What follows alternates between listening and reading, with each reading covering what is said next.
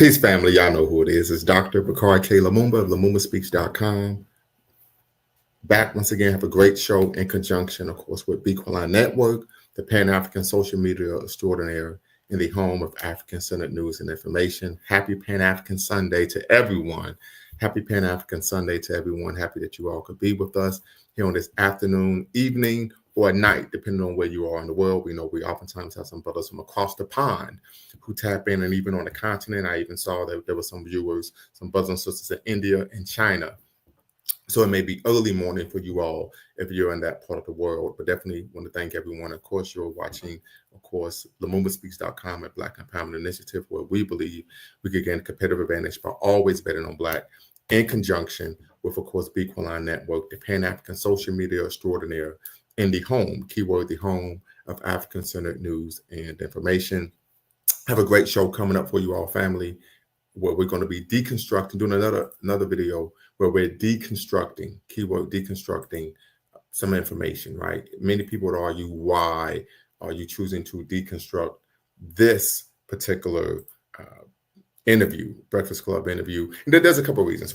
Some of you who, of course, have been watching my content, following my content for an extended period of time are aware of the fact that I tend to do deconstruction videos on a regular basis, on a semi-regular basis, right, sporadically.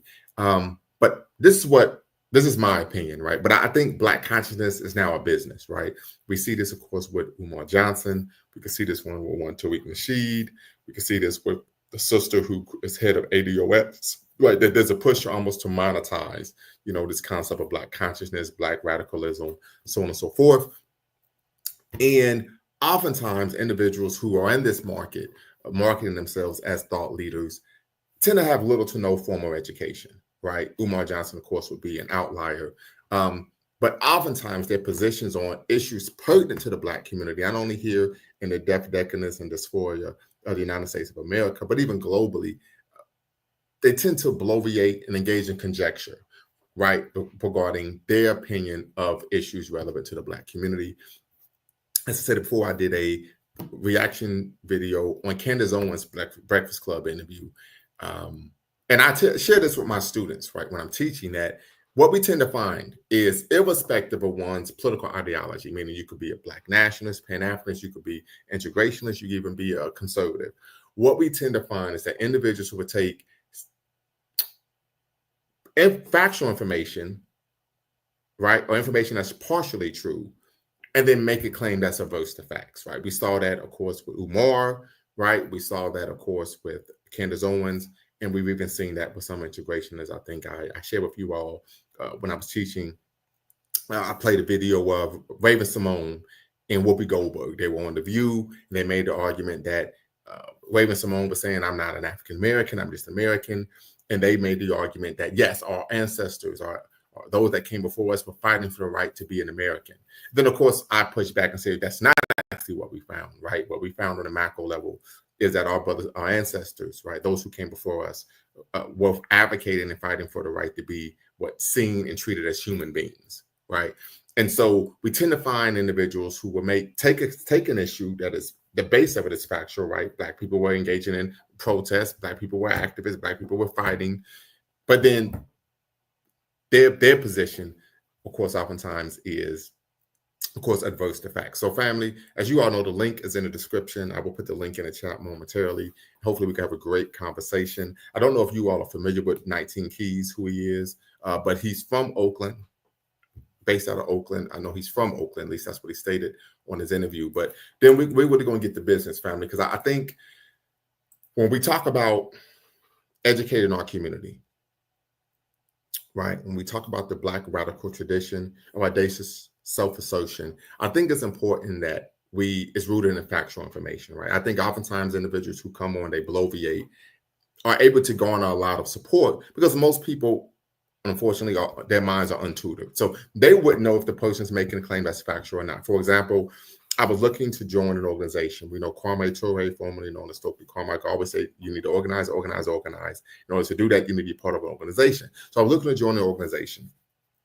And so I go to the introductory meeting, and they were making a number of claims about African history that were averse to facts. Now, for most people, they wouldn't have been aware of that, because I actually had conversations with some of the leadership, and they said, well, we weren't aware that we were making claims that were averse to facts, but no one had actually studied African history or had a working knowledge of African history, right? But I did, because, of course, as many of you are aware, I have a master's degree in African studies. And there was another brother there who had a PhD in Ethiopian history. And he was like, yeah, you all are making claims that are, just wholly and completely inaccurate. And so as a result, people could then pull up that think they're being educated. The presumption is I'm receiving an education because I'm provided information that I did not know before. When the reality is you're being provided information that is ahistorical, right? And it creates a number of problems, because you go out into the real world and you make these claims, people are going to push back.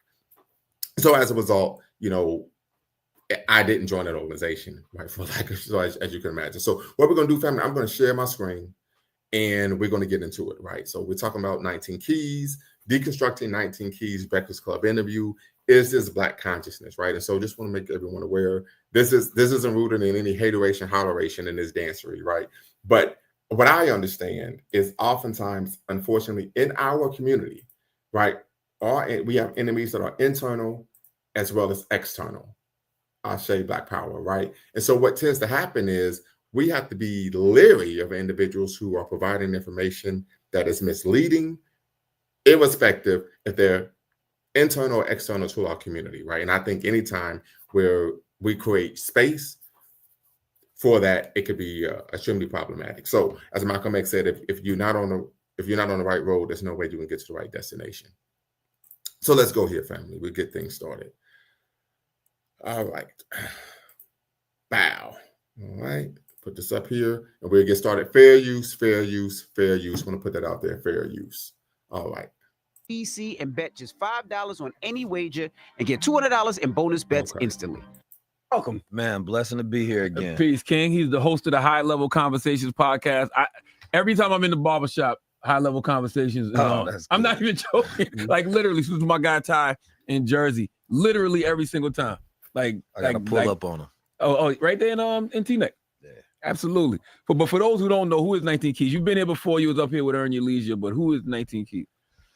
I'm a thought leader in the futures, man. I'm from Oakland, California. I grew up in a time where I seen Black men with money, success, and power, right? And they were all militant, right? So growing up in Oakland, California, in a real like direct Black Muslim economic environment, it allowed me to see the world differently. You feel me? But then also I grew up partly in St. Louis as well. So we was in between like the streets and a Muslim environment. So I was able to see both sides of it. You feel me? I grew up in a corporate world, working jobs, things of that nature, but I fired them because I felt hypocritical speaking to people about economic empowerment and liberation and then working for the white man. You feel me? But I grew up at a time my parents told me I was a guy, that I could do anything. So they installed this belief and this pride, right, within self that I see was missing in the world, right? Growing up in St. Louis, people that I grew up with, I understood that their environment, their paradigm, their consciousness completely different than the one that I had. The perspective that I had, they could never get because they didn't grow up like I did. Even my younger brothers don't have the exact same upbringing that I had.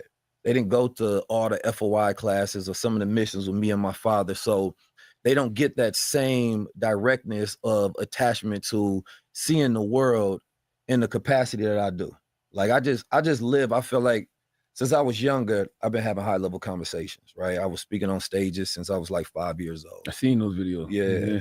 So it always felt like a calling, but when I was young. And that's something, those of you who may be unaware, if you are in the Nation of Islam, you actually grow up being a member of the Nation of Islam as a child, that is something that does take place, right? If you are in the nation at a very early age, one of the training programs is public speaking, right? Now you get this typically if you are involved in any religious organization. I know growing up in church, right, I engage in public speaking at an early age. I can call my parents to have pictures where I'm 4 years old and I'm, of course, speaking and the microphone is about as big as my body, right? So that is something that takes place. But oftentimes in these situations, irrespective of you are in the nation, or even, of course, if you are, of course, you grew up in this Christian tradition like I did, you're typically parroting what you've been told, right? When you're 4 or 5 years old, unless you're a prodigy, it's going to be very difficult for you to develop a level of independent thought that is intellectually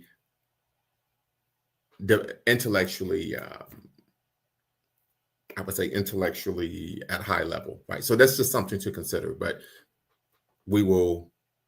there'll be more things that we will have to interject that when I really will hit the spot in terms of some of the issues that I think are problematic in the interview, the claims that he makes.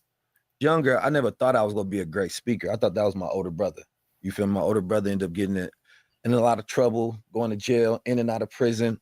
And for me, I felt like, man, let me take up that mantle, right? And so that's when I decided to say, well, then if he's not going to be the leader, I'm going to be the leader. You feel me? And so I believe I made that my persona and my role throughout life. But of course, you know, it's never been perfect. You know, I done been in trouble and been in jail multiple times, grew up in environments where I done seen so many Black men fail, right? Whether they went crazy, got locked up in jail on drugs. I done seen all sides of the Black experience, right? And I've always been interested in technology, education, ever since I was younger. So for me, I feel like what I do in the culture now is what I'm naturally interested in, right? Like I don't, a lot of people look at it when I talk about truth or truth seeking. It's not that I think I'm better than somebody who just focuses on money. I think I'm just better at focusing on truth. You know what I mean? And so I feel like that's my pathway to influence. And that's the one thing that I can give to the world. So as a futurist, I'm always looking ahead and saying, what space are we not playing in? And if I can direct our energy and our attention there before it's too late, we can have some power and ownership, right? So I believe directly not growing up in the like civil rights paradigm of activism allowed me to see it different, that it was about economic empowerment, militant leadership that was going to free us. So your father and mother were in the nation? Yeah, so my mother. So, and this is something that we tend to find a lot of individuals do nowadays, is they speak ill of the civil rights movement, right? I argue, as someone who studied in depth the civil rights movement, that individuals who speak in this manner do not have a thorough understanding of what took place, right? Many would argue we shouldn't have been pushing integration, but these are the same people who never had to live under segregation, right? They didn't have to live under conditions in which there was a lack of there was taxation without representation, literally, not figuratively. We're not just talking about voting. We're talking about not being able to use public facilities that are taxpayer funded. We're talking about not receiving municipal services on your side of town because you're Black, right? So trash pickup, so on and so forth, not having paved roads simply because it's a Black side of town. These are issues that took place which led to, of course, the civil rights movement, right? And so there are a number of issues that when individuals make that claim, as someone who's in the know, as someone who's studied in depth, who went to college and gotten degrees in African American studies, I know that's coming from the position of someone who does not have a thorough understanding, a thorough knowledge of what the civil rights movement was about. My mother was mostly in the nation. My father was in another Black Muslim group at the time in Oakland. It was called Your Black Muslim Bakery. It was started by the Honorable Elijah Muhammad by a man named Dr. Bey. Now, my father was a captain at this organization. He had like an army of like 500 men. You know, he was right around the motorcade. They had like the first vegan bakeries. And at that time, it was funny because it was mostly white people that would go there. This was before you had like the renaissance of health that's going on today. So for me, that was like one of my first jobs. Was this before How to Eat to Live?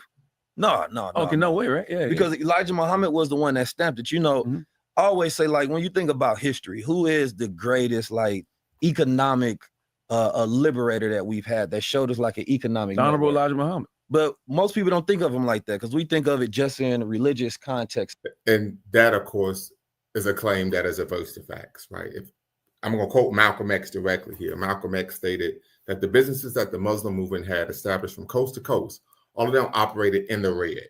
Once again, in the red.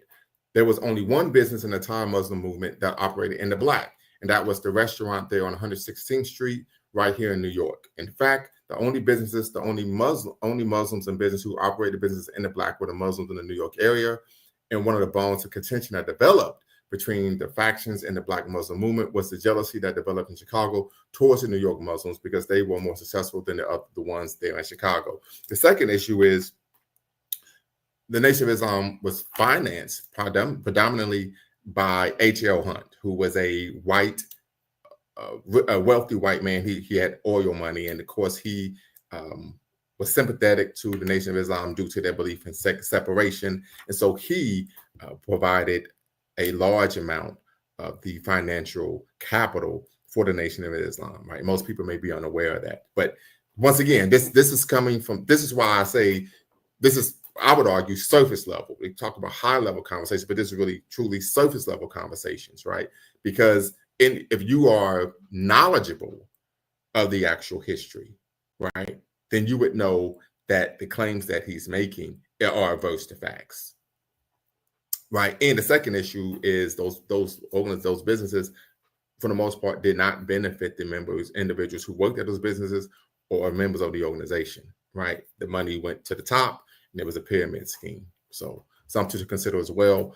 And this isn't just to speak of the Nation of Islam. As many of you are aware, we did a 3-part series here at Lumumba Speaks and Beacon Online Network on the Nation of Islam, titled Inside the Nation of Islam, Cult or Community, where we even brought on, not only did we cite, of course, literature, right? This was of course, written by Dr. Wilbert L. White Jr., who wrote this, of course, beautiful memoir, Inside the Nation of Islam, a historical and personal testimony by a Black Muslim. But he even, of course, the messenger, the rise and fall of the messenger, rise and fall of Elijah Muhammad by Carl Evans. And of course, we even brought former members of the Nation of Islam who were able to come on the platform and discuss these issues themselves. And the fact that, of course, the nation was not the economic beacon that many, of course, argue that it was. It's just not the case whatsoever. I can even call having a conversation with a minister of the Nation of Islam. He talked about their program to end economic want, that if you give X number of dollars per week, we can eliminate want in the Black community, and that this money would then go to support the businesses in the Nation of Islam, particularly Muhammad Farms, so on and so forth. And I said, okay, well, if you're donating this money, do you receive a quarterly, semi-annual, annual dividend based on the revenue?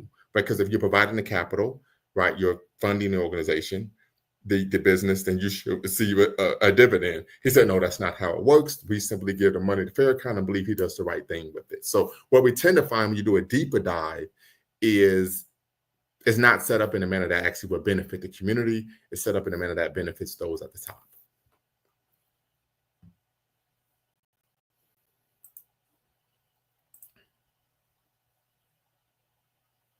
Okay.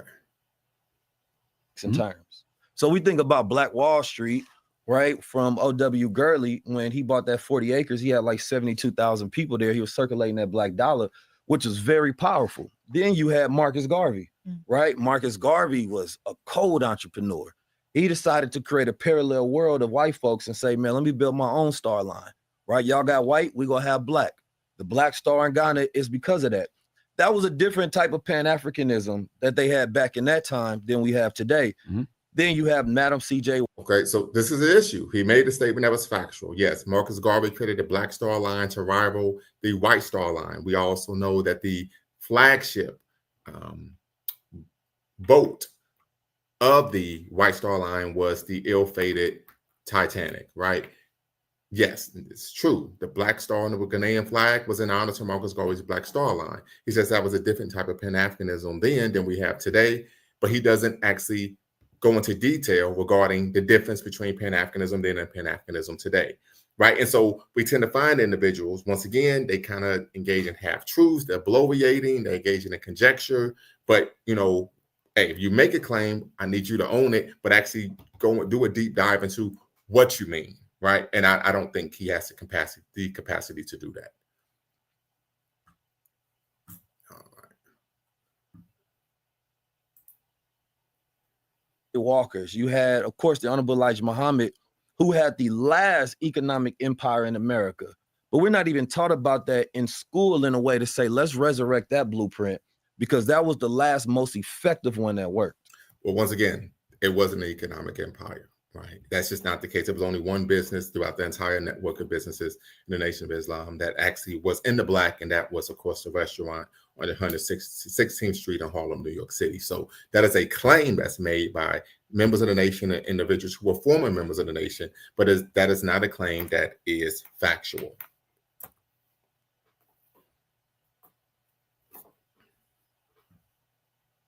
You how old were you when you first read Message to the Black Man? And we learned that in school. That was that might be my first words. Like that was just. I went to a school called Elijah's Educational Center when I was younger. Before I went to public school, so everything was, indoctrinated into the teachings of the Honorable Elijah Muhammad. Do for self, self-sufficiency. Learn about the fall of America. Right. To me, the way America goes was always what we were taught in school since children. So I was never surprised about none of the actions that are happening today. So it just made sense logically. Yo, it's interesting, right? I had a question though. Something that you said earlier. You talk about entrepreneurship and how important that is, especially for our culture. So speak on that, because a lot of people don't necessarily get entrepreneurship because they weren't raised by it, right? Yeah. They're raised to work a 9-to-5, busy bee worker. So break that down a little bit. Well, I think it's monumentally important. And I could first look at why did we shift away from it, right? If you look at in the early 1960s, the CIA would fund certain groups that was pushing more towards Afrocentricity, right? And the reason they did that because they would rather you have just their symbolic cultural pride than actual ownership. Right. So once again, he's made a claim that is 100% adverse to facts, right? There is no information, documentation to substantiate that claim, right? The second issue is that if he was aware of the Black radical tradition of audacious self-assertion, there's always been a cultural aspect to Black radical movements, right? Starting, of course, with the Maroons. We talk about slave revolts, Haitian Revolution. We talk about Marcus Garvey's Universal Negro Improvement Association. Right, I would agree. Kevin, aka Mr. K. Basically, these individuals deliberately go on media platforms where they know the host is intellectually unequipped to scrutinize their talking points. I would agree 100%. Right, and part of it, we talk about, he talks about, funding. He even talks about, Black culture, consciousness, of course, on college campuses. He talks about this was funded by the CIA, which once again was averse to facts. I'm familiar with the history of how Black power came to college campuses. I'm familiar with how Black studies programs came into fruition, and of course, as a derivative, Black cultural centers. My dissertation was on these particular subjects, right? And in many of the student organizations that were created organically, one example would be KABOO, Coalition for the Advancement of Black Unity, which was a Black radical student group at Wright State University in Dayton, Ohio. They were actual FBI agents who sought to what? Join the organization and then promote what is also oftentimes known as they were agent provocateurs. They were trying to get, the students who were part of this organization to actually kill professors and, of course, the president of the university. So the claim that he's making is averse to facts, right? It just 100% farcical. I mean, 100%. I know this because I had to do the research, right? There's no evidence to substantiate the claim.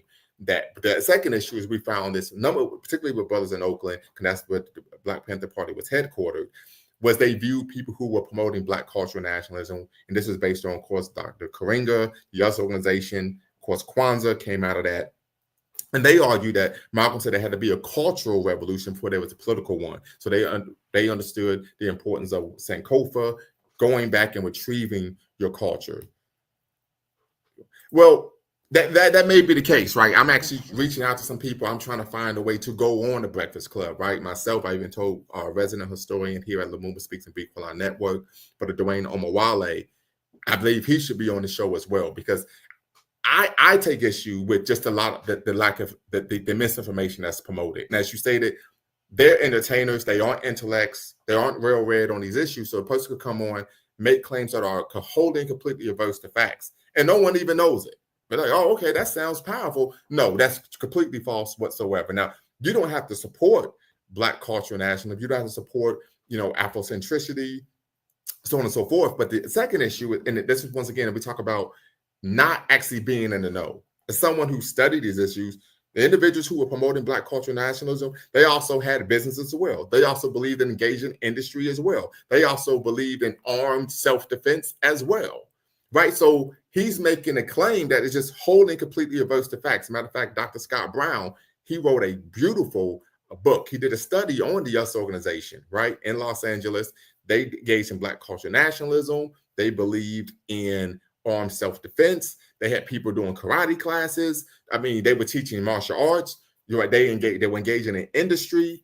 So once again, the claims that he is making are wholly and completely adverse to facts. The only difference with Black cultural nationalism was in comparison to, of course, Black Muslims was instead of Islam, it was Black culture. It was actually what? Afrocentricity. But in terms of the discipline, we talk about the concept and idea of having structure, the concept and idea of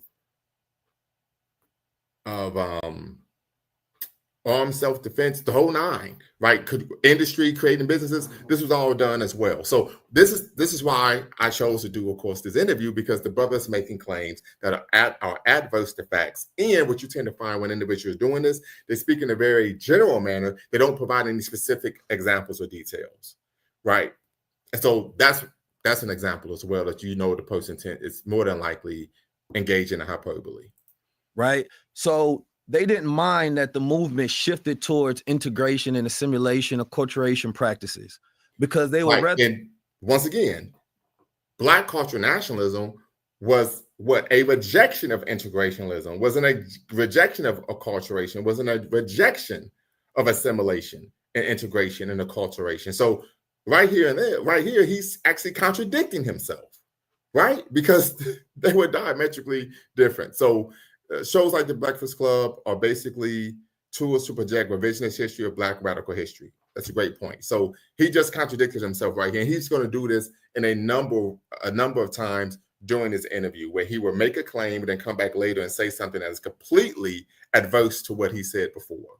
But this is an example of a complete contradiction. You're stating that Black people were turning towards, of course, Black cultural nationalism and Afrocentrism, but then in the same vein, you say they were shifting towards integrationism. So, and that's just, once again, adverse to the facts.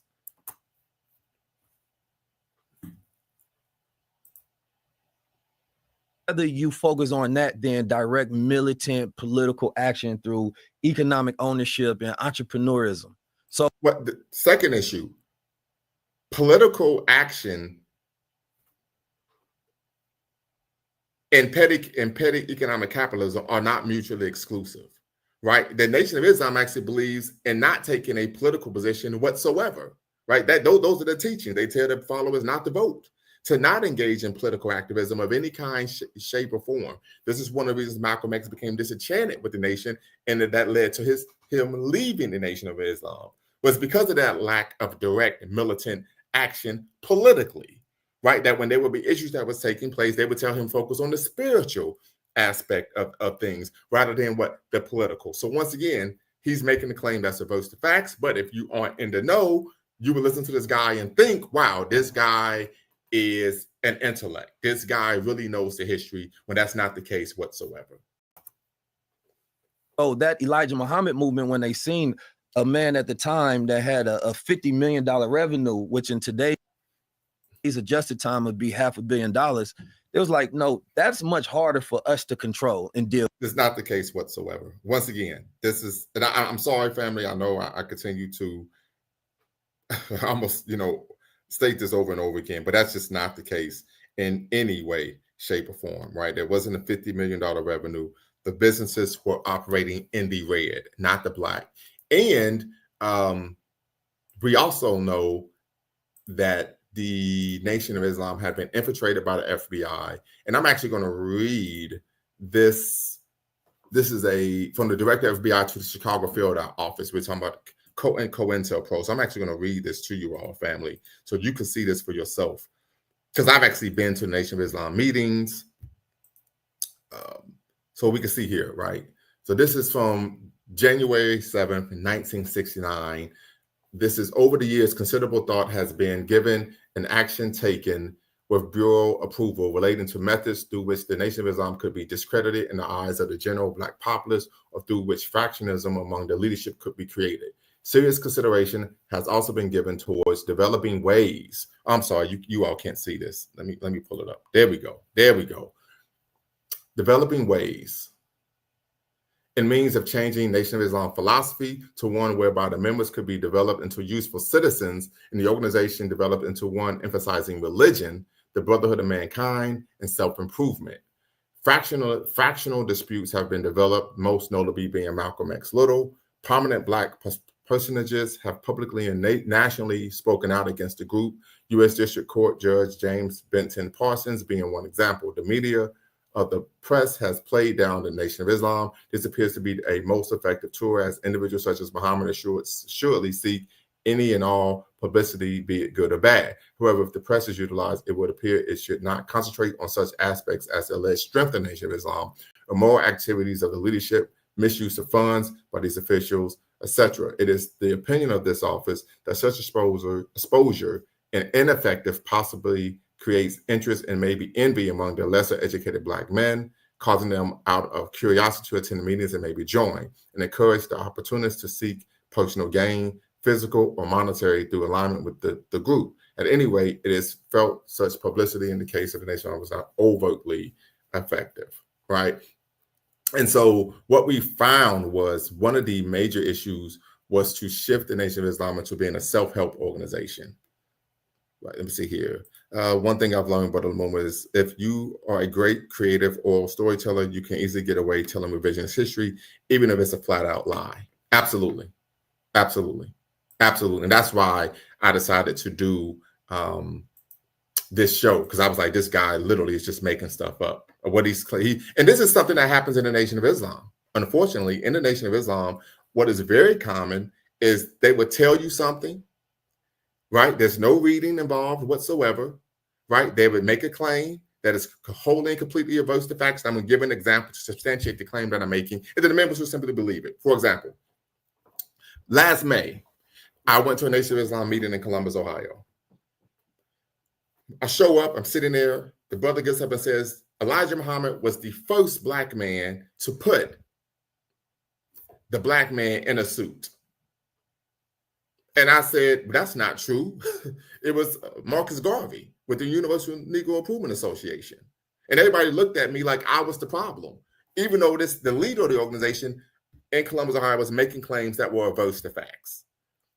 Right? So another claim they made, they said, yes, there is racism in Islam, but racism in Islam came as a result of the white man becoming involved in Islam. As someone who studied Islamic history, I know that anti-Black racism has been part of the Islamic faith since its inception, right? But once again, they're able to get away with this because they're having conversations with individuals who are what? Unintelligent, untutored. They're not well-read. They don't know the history. So what tends to happen is they aren't engaging in truth. They aren't actually developing the individuals. They're actually manipulating young men and women who are ignorant. This is unfortunately what happens. Let's see here. Mr. K says, and don't forget Lumumba and Malcolm's February 15, 1965 speech. Malcolm said that Elijah Muhammad's financial support came from a rich man in Texas who was the same paymaster as the claim. Yes, you're talking about H.L. Hunt. Absolutely. This is documented. This isn't, once again, creative storytelling or revisionist history. These are the facts, right? But if you are a member of the Nation of Islam, oftentimes individuals are ignorant of this information. And if you share this information, then what tends to happen is, unfortunately, they would simply say, oh, you just don't like the nation, right? There was a situation, of course, when this is around the time of Malcolm's, of course, assassination, last February, actually, early this February, and they were members of the Nation of Islam who were going out on social media stating that Malcolm X was trying to rejoin the Nation of Islam, right, at the time of his assassination, which, of course, was wholly and completely untrue. I reached out. I said, this is averse to facts. This is ahistorical. I provided, of course, information that, of course, dispelled that myth. And then I was told, well, you just don't like the nation. So this is something that happens. So it's not really education that's taking place. It's unfortunately indoctrination, right? And that's why I've always pushed people to be intellectually curious, because individuals who are intellectually indolent are easy to manipulate. Thank you for that, Brother K.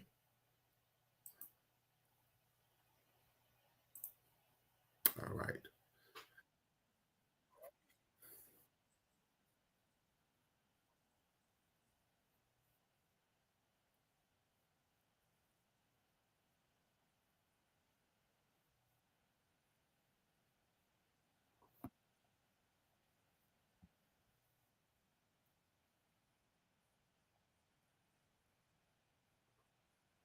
So now he's making the argument that the government was pushing the concept and idea of Pan-Africanism, right? So he's talking about they wanted us to start reaching out to Black people in Ghana, so on and so forth. So Defender Logic says he can't hear, so I'm gonna turn things up. I apologize. Hopefully you can hear me better now, right? But once again, this is a claim that is adverse to facts, right? Kwame Ture stated himself that the highest form of Black power is Pan-Africanism, right? But later in the interview, he then comes back and says, well, part of our problem was we stopped looking to have international allies, which of course belies the claim that he made before, stating that what we were looking to have international allies with Black people in Ghana. So once again, this is what happens when one is, I would argue, the person's a charlatan. Someone doesn't actually know what they're talking about. This is what happens when you have an individual who lacks formal education, right? They tend to be all over the place, right? D1 Beats, peace, brother. I appreciate you. Then Defender Logic, let me know if you can hear me now. Put a 1 in the chat if you can hear me now. Put a 2 in the chat if you can't. This is what happens, right? And these individuals are extremely, extremely dangerous. And I became aware of this individual because one of my students came to me and said, hey, you should watch this interview. Let me know what you think.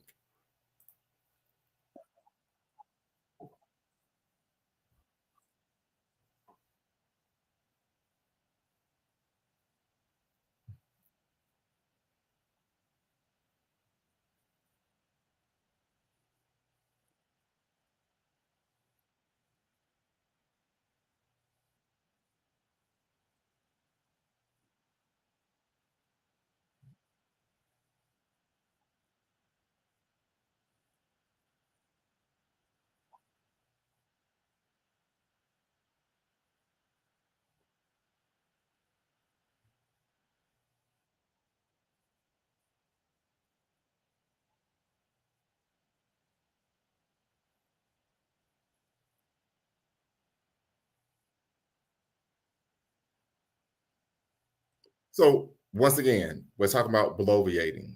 He says they were messing up the country because they were fighting to re-enslave Black people. But he doesn't provide an actual tangible example. To me, this is problematic. Laugh aloud. Let's see here, Brother Mr. K.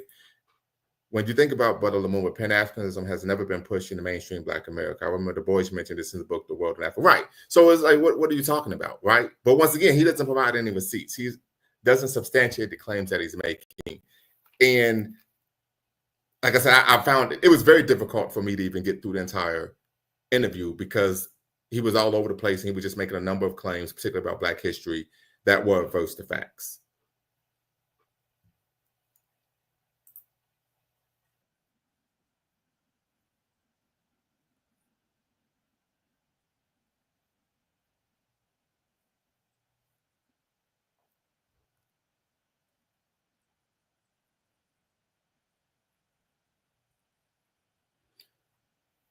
So once again, all over the place. The Southern strategy was created as a retrenchment initiative against what the gains made during the civil rights movement, right? It had nothing to do with money, right? This was retrenchment, right? We know whenever there's real or even perceived Black progress, it's followed by racial retrenchment. So people are telling me there's no sound on the video. Lord have mercy. There's no volume in the interview. Okay. So man, this is tough. This is tough. So we try to do this again. But they're telling me there's no sound. No sound in the interview. So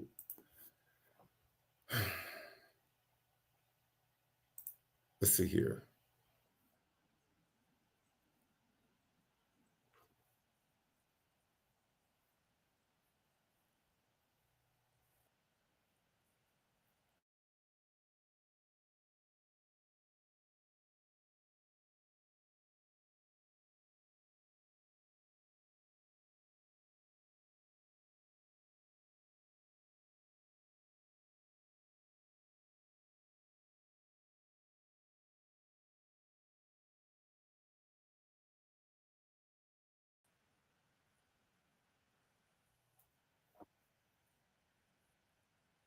All right, family. So for some reason, it's just not playing. Right. Let me see here. D1 says he's a hustler trying to get speaking engagements by promoting various ideologies, whether it's Nation of Islam, 5%, Asiatic Black man, flat earth for aliens. I would agree. I saw a clip where he was telling people how to build your podcast, right? If you have a small podcast, he says, well, I have a podcast and we have hundreds of thousands of followers, of viewers, subscribers. He said, so if you pay me 6 tickets for my podcast, we're going to do a actual tour, then I could come on your show. So it's really just about making money. It's not really about helping people. I would make that argument. For some reason, family, the volume is not working. So what I'm going to do, I'm going to just play like a random video and see if that will come up. So let's just play this Floyd Mayweather fight and see if you all can hear this. If not, we would just have to have a one-on-one conversation. If not, we would just have to have a.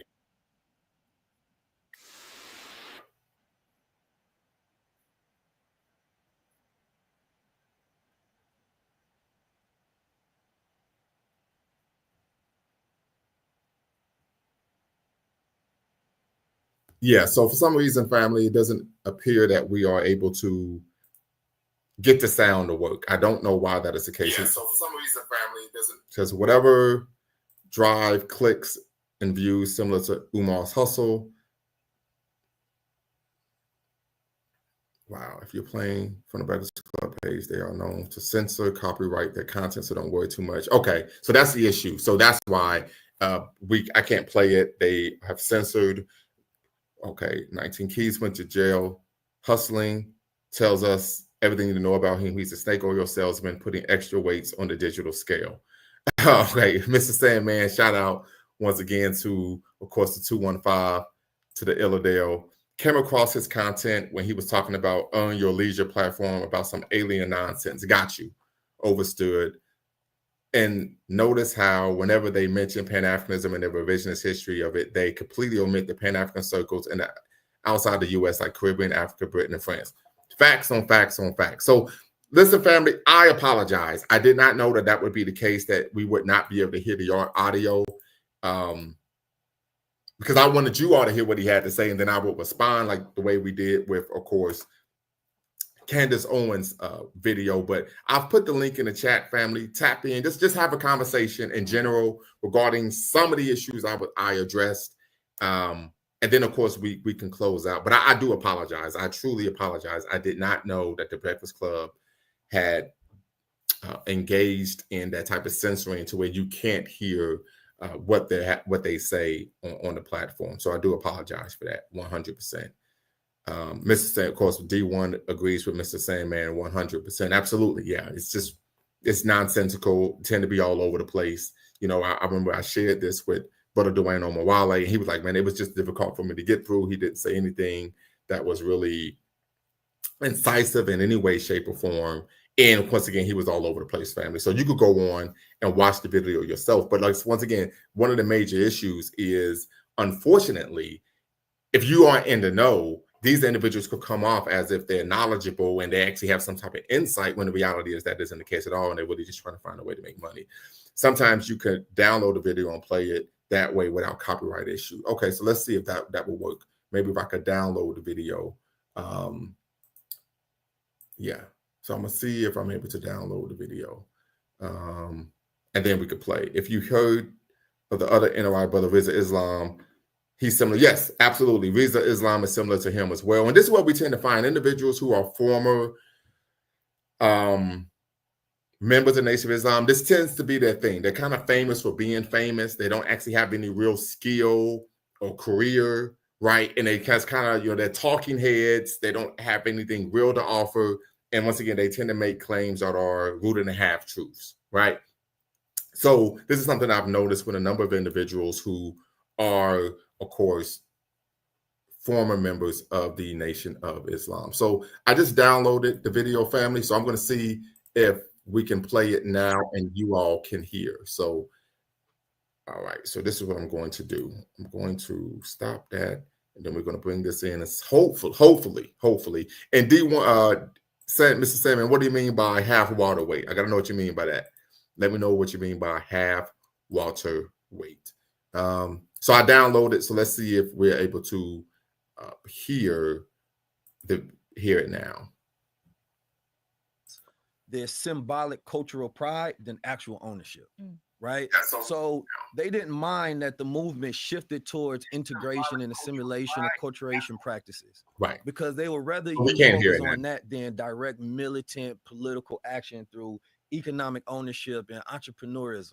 So that Elijah Muhammad movement, I feel like, was narrated the wrong way, because history makes it seem like we stopped building after that, when in fact there was like 50 plus towns that came after that. Wilmington, North Carolina, 100%. What is it? In Chicago, it was. But once again, this is a position where he's being disingenuous. History doesn't make it sound this way.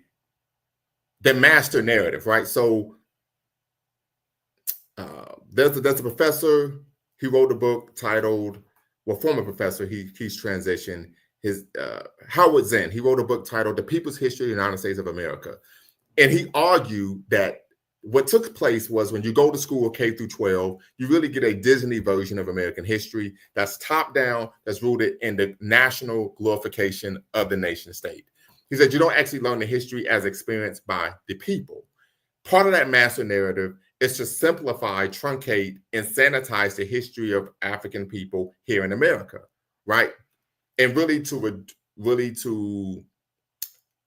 render invisible what we like to call Black erasure, the history of struggle, right? The history of what we would like to call the Black radical tradition of audacious self-assertion. So he's right, but it's surface level. He isn't actually able to do a deep dive and really explain why this phenomenon takes place. And so once again, this is what happens when you're dealing with individuals who are charlatans. They're able to provide a surface level articulation of what social, political, historical phenomena in the Black community, but they aren't able to do a deep dive.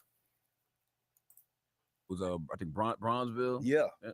And they had a fear of Black progress, right? Left to our own vices, we just build and create and create and create. And that was the mind we were supposed to keep. And when you look at the Madam C.J. Walkers, the Booker T. Washingtons, and things of that nature, these were pioneering individuals who had entrepreneurial mindsets that would create products, learn how to market and brand and sell at a time that was monumentally hard. So I want to. Well, so that I would disagree, right? At the turn of the 20th century, my hometown, Dayton, Ohio, and I can speak to this because I formerly was a park ranger. I was a national park ranger at a urban national park, the Dayton Aviation National Historical Park. And what we found was that at the turn of the 20th century, Dayton, Ohio, shout out to the 937, was the what's the term that you use when you're the patent capital of the United States. Dayton, Ohio had more patents per capita than any city in the country, right? And so that the norm at the turn of the 20th century was for people to be entrepreneurs, create their own businesses, etc. We saw a shift in America, right, toward after, we could say, World War I, right, where people started to then look to work in factories, right, in terms of industrialization. So people became employees, and then of course we started having what was known as suburban growth as well. So yes, in part that's true, but it's part of a larger phenomenon where there was a cultural shift, of course, in the United States. It wasn't just in the Black community. Well, that may be the case, but when I was going through the training at the job, Dayton Aviation Heritage National Historical Park, this is what we were taught. We were taught at the turn of the 20th century that Dayton, Ohio had the most patents per capita than any city in the United States of America. Okay, very good. So let's get it back. Let's first understand, we've always been entrepreneurs, right? Going back early, we've always been industrious throughout this whole entire time in America. There's never been a time that we haven't been. It just haven't been told like that. So when I think about history, I never thought about history from a point of slavery. I think about it from a point of victory. Like we've always been fighting. 4 years after the Seminole Wars, the Civil War comes. And why you think them brothers were so good at war? Right? The first blood that was shed in this country was black blood for this country. Right? And you take somebody like John Horse, who fought in that war, he fought in multiple wars for his freedom. When I think about a story like that, that's a story of resilience. Mm-hmm. You know what I mean? Like to fight in war at that time was hard, especially to survive. Not only that, we learned about Harriet Tubman. Well, to fight a war at any time is difficult. As someone who served in the military, right? Someone who did 6 years in the Army, and I was a sergeant. It's difficult to fight in a war at any time, right? So once again, this would be an example of him bloviating, right? To, of course, try to make his point. And it's wild if we get through the entire video. At the end of the video, he says, well, if you don't want to rock with me, it's really because you're just a coward. And so now we see he's trying to shame and insult people, into supporting him on his platform, right? So once again, if you're truly about the community, that's not the type of behavior that you will be engaging in. And when I heard him say that, it made me think of Kevin Samuels, sign language, shame, insults, guilt, and of course the need to be right. But with John Horse, he took over 200 people over 800 miles to Mexico for freedom. Now, as entrepreneurs, what are we doing? We also can mention Bishop James C. Holly, who led a contingent of thousands of African Americans who left the United States and went to Haiti, right? And we could talk about Pan-Africanism, in which the Haitian government not only provided the funds for the transport of African Americans to Haiti, but also provided housing for them as well in Port-au-Prince. And they're still there to this day. So once again, this is rather a situation in which he's kind of engaging in what I would call Black erasure, right? We talk about this concept of Pan-Africanism, right? But once again, it's going to get worse, family. It's going to get worse. Just put it that way. It's going to get worse. It's an act of rebellion. It's a act of resilience, right? We saying that I want to be a consumer. I want to produce what I consume, right? That's the direct mindset that they want to eliminate, right? Because if we have that sort of thought process, then you take your child and you start building generational wealth by teaching them skill sets. Right. Hey, Mr. Sandman, absolutely. That's the same thing, but Dwayne Omawale said. Yeah. He said he was all over the place. He had an inability to make a coherent argument. He was all over the place. Absolutely. By saying, look, Pops built up this coffee company, right? This is what our last name represents, this industry. Now, this is what you get to command and take over and expand. Mm-hmm. Now, you give purpose and vision and guidance to the next generation. So for me, when I fired my job, I worked at Prada for a number of years. I like how you say that. Fired my job. Yep. Yeah. I like that though. I do like him saying I fired my job. I'm gonna give credit where credit's due. I like that. But I would also argue culture is what gives an individual purpose and direction in life, not business. Yeah, I got you there, Brother Kevin. Hopefully you tap in too. But I would argue culture is what gives people purpose, direction and vision in life, not of course petty entrepreneurialism. We also know, and I'm not against entrepreneurialism. I'm an entrepreneur. I've created my own business. I've made money from the business, and it was one of the most empowering things I've ever done, where I was able to actually make money based off my own work, right? But we also know most Black businesses, the overwhelming majority of Black businesses in America are single proprietor businesses. That is a reality, right? That's not conjecture. It's single proprietor businesses. Most businesses do not generate enough income to where a person is able to quit their day job. That's just the reality, right? And so I think he has a rose-colored lens of the role that petty capitalism can play in Black liberation, which is something that, of course, is part of the teachings of the Nation of Islam. They couldn't afford me no more. I got too smart for them.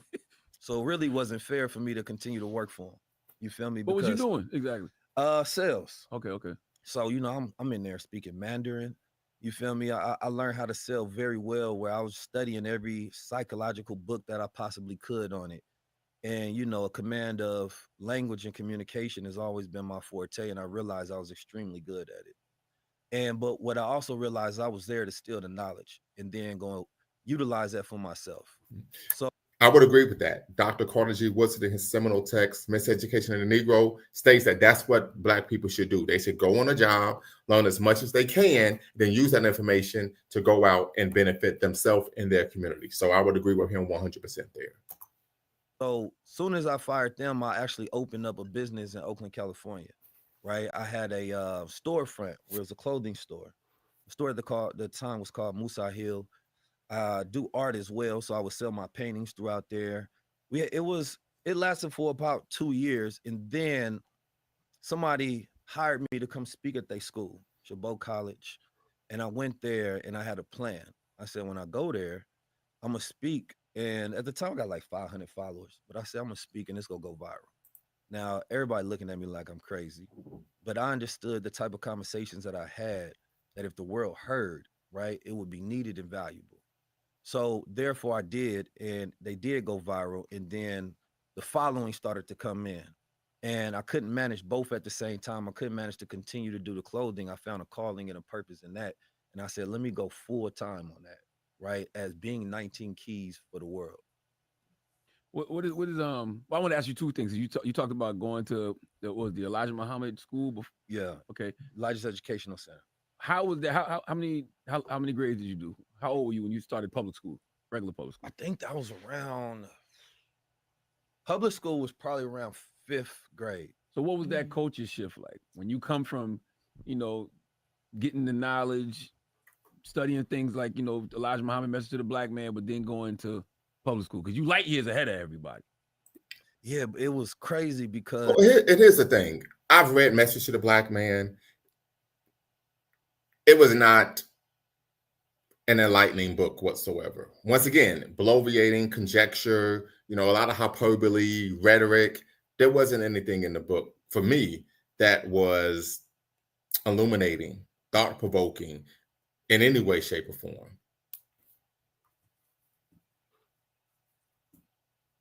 I mean, yeah, I think you got a point there, Mr. Sandman. Black conscious version of Donald Trump. We find this a lot, and I would even argue if you hear him speak, and I went on his platform on Instagram, I heard him talk.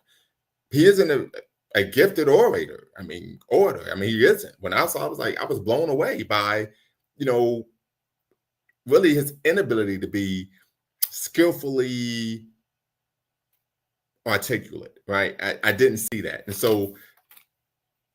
Once again, I think what we tend to find with individuals in the Nation of Islam and individuals who are former members is the ability to be manipulative, particularly to manipulate individuals who are uneducated.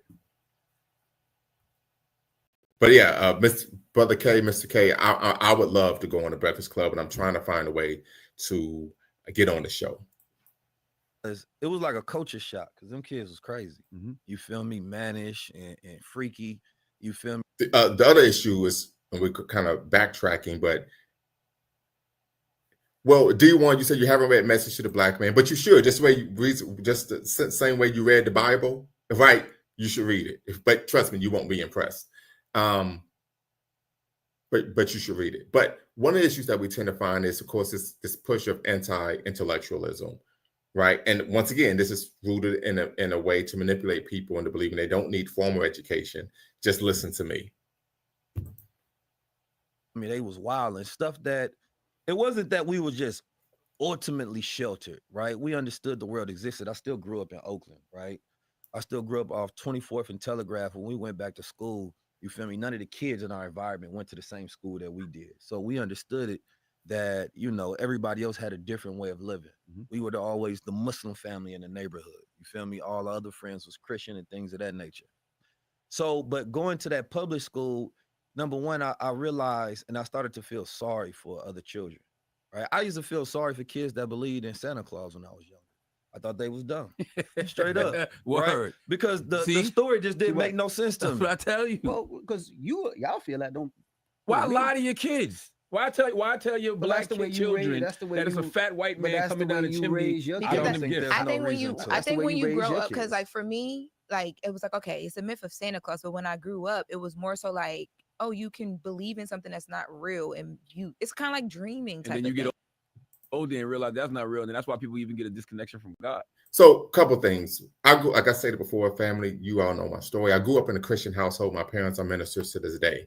But my parents never taught us about Santa Claus. They would literally put up a Christmas tree, come out their room, and put the presents underneath the tree themselves. It was like, we purchased these presents, not no damn Santa Claus, right? The second issue is Charlemagne the God says, well, people doing that is why they're disconnected from God.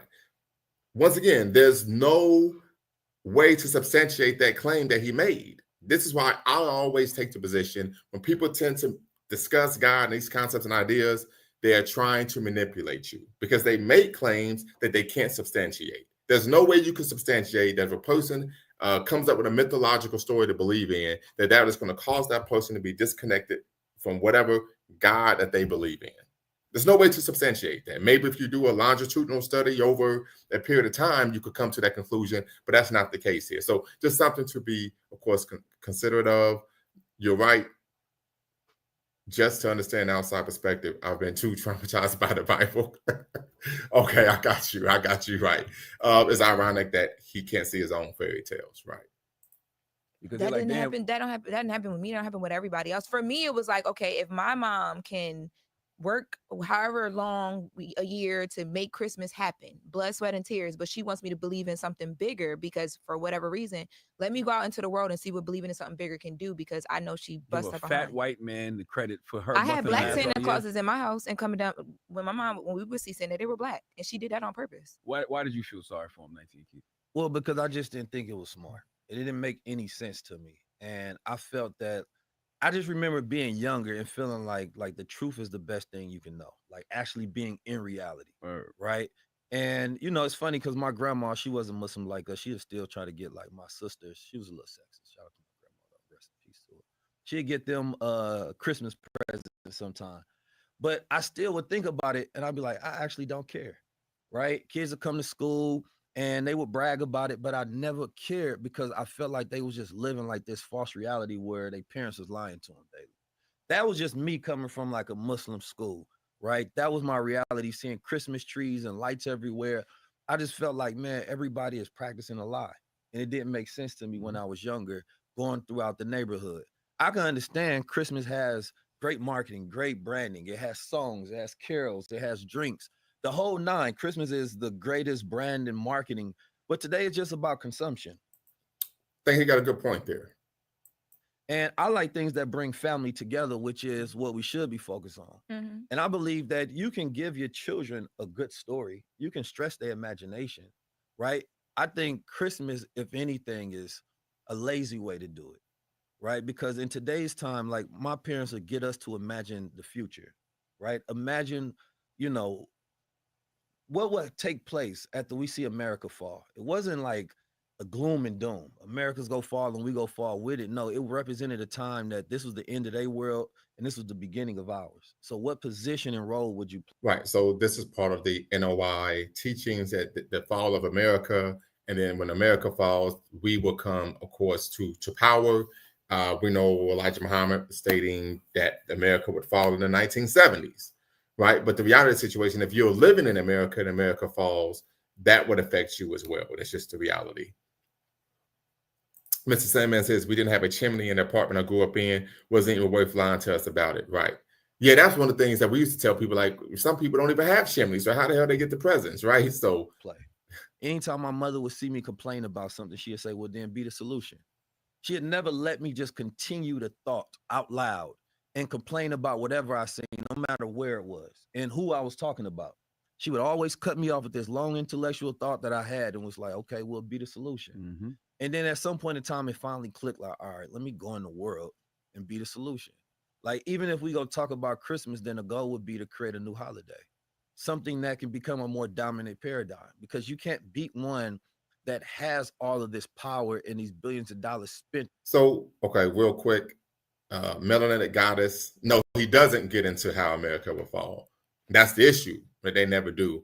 Second issue, he talks about creating another holiday. That was done. It's called Kwanzaa, right? So once again, we see this lack of education here, this lack of actually knowing, right? Which is rooted in not actually being a scholar. right? Being intellectually curious. Because if you're saying there should be a alternative to Christmas, well, there is an alternative, and that alternative is called Kwanzaa. Mr. K says, in Carl Evans' book, The Messenger, it mentioned how Elijah Muhammad preached that America would fall in the 1930s. Yes, and also in the 1970s. I have the book right here, Mr. K. You know I'll come prepared. You know I'll come prepared, absolutely. Right, and these are direct quotes from speeches that he gave.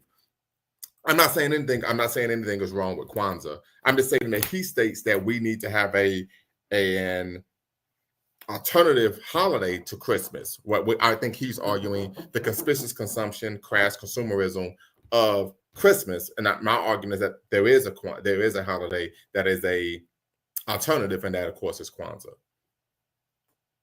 Yes, absolutely. Salute to Kevin for mentioning Carl Evans' book. Absolutely. It's on it. The powerful thing that I think what it does is it makes a child want to go against society and want to go against a simulation. And I think that makes a much more powerful mind than one that is practicing what the population practices, right? It makes you think differently. And in today's time, that's key because that child is more creative, they're more resilient, they're more innovative, right? They think for themselves. And when they see the crowd going a certain direction, they want to go the other direction. They're not easily swayed. So I think it's powerful to teach your child the truth and then let them decide what they want to do with that truth. How hard is it to do that in the era of social media, where it feels like, everybody is just wanting to be a part of the algorithm? I always say that there's more surfers than there are waves. I encourage people to be waves, not surfers. But the algorithm is the government now, right? That's the power that we have today. Those who control the networks are those who rule the world. They don't wear crowns anymore. You feel me? Their power is through AI. Their power is through digital. Their power is through finance. Their power is through these networks that we use every single day. And we give them consent every time we utilize them. I understand what you're saying, Sister Goddess. And that may be the case. Absolutely. Or he may not be aware of it, but I agree with you 100%.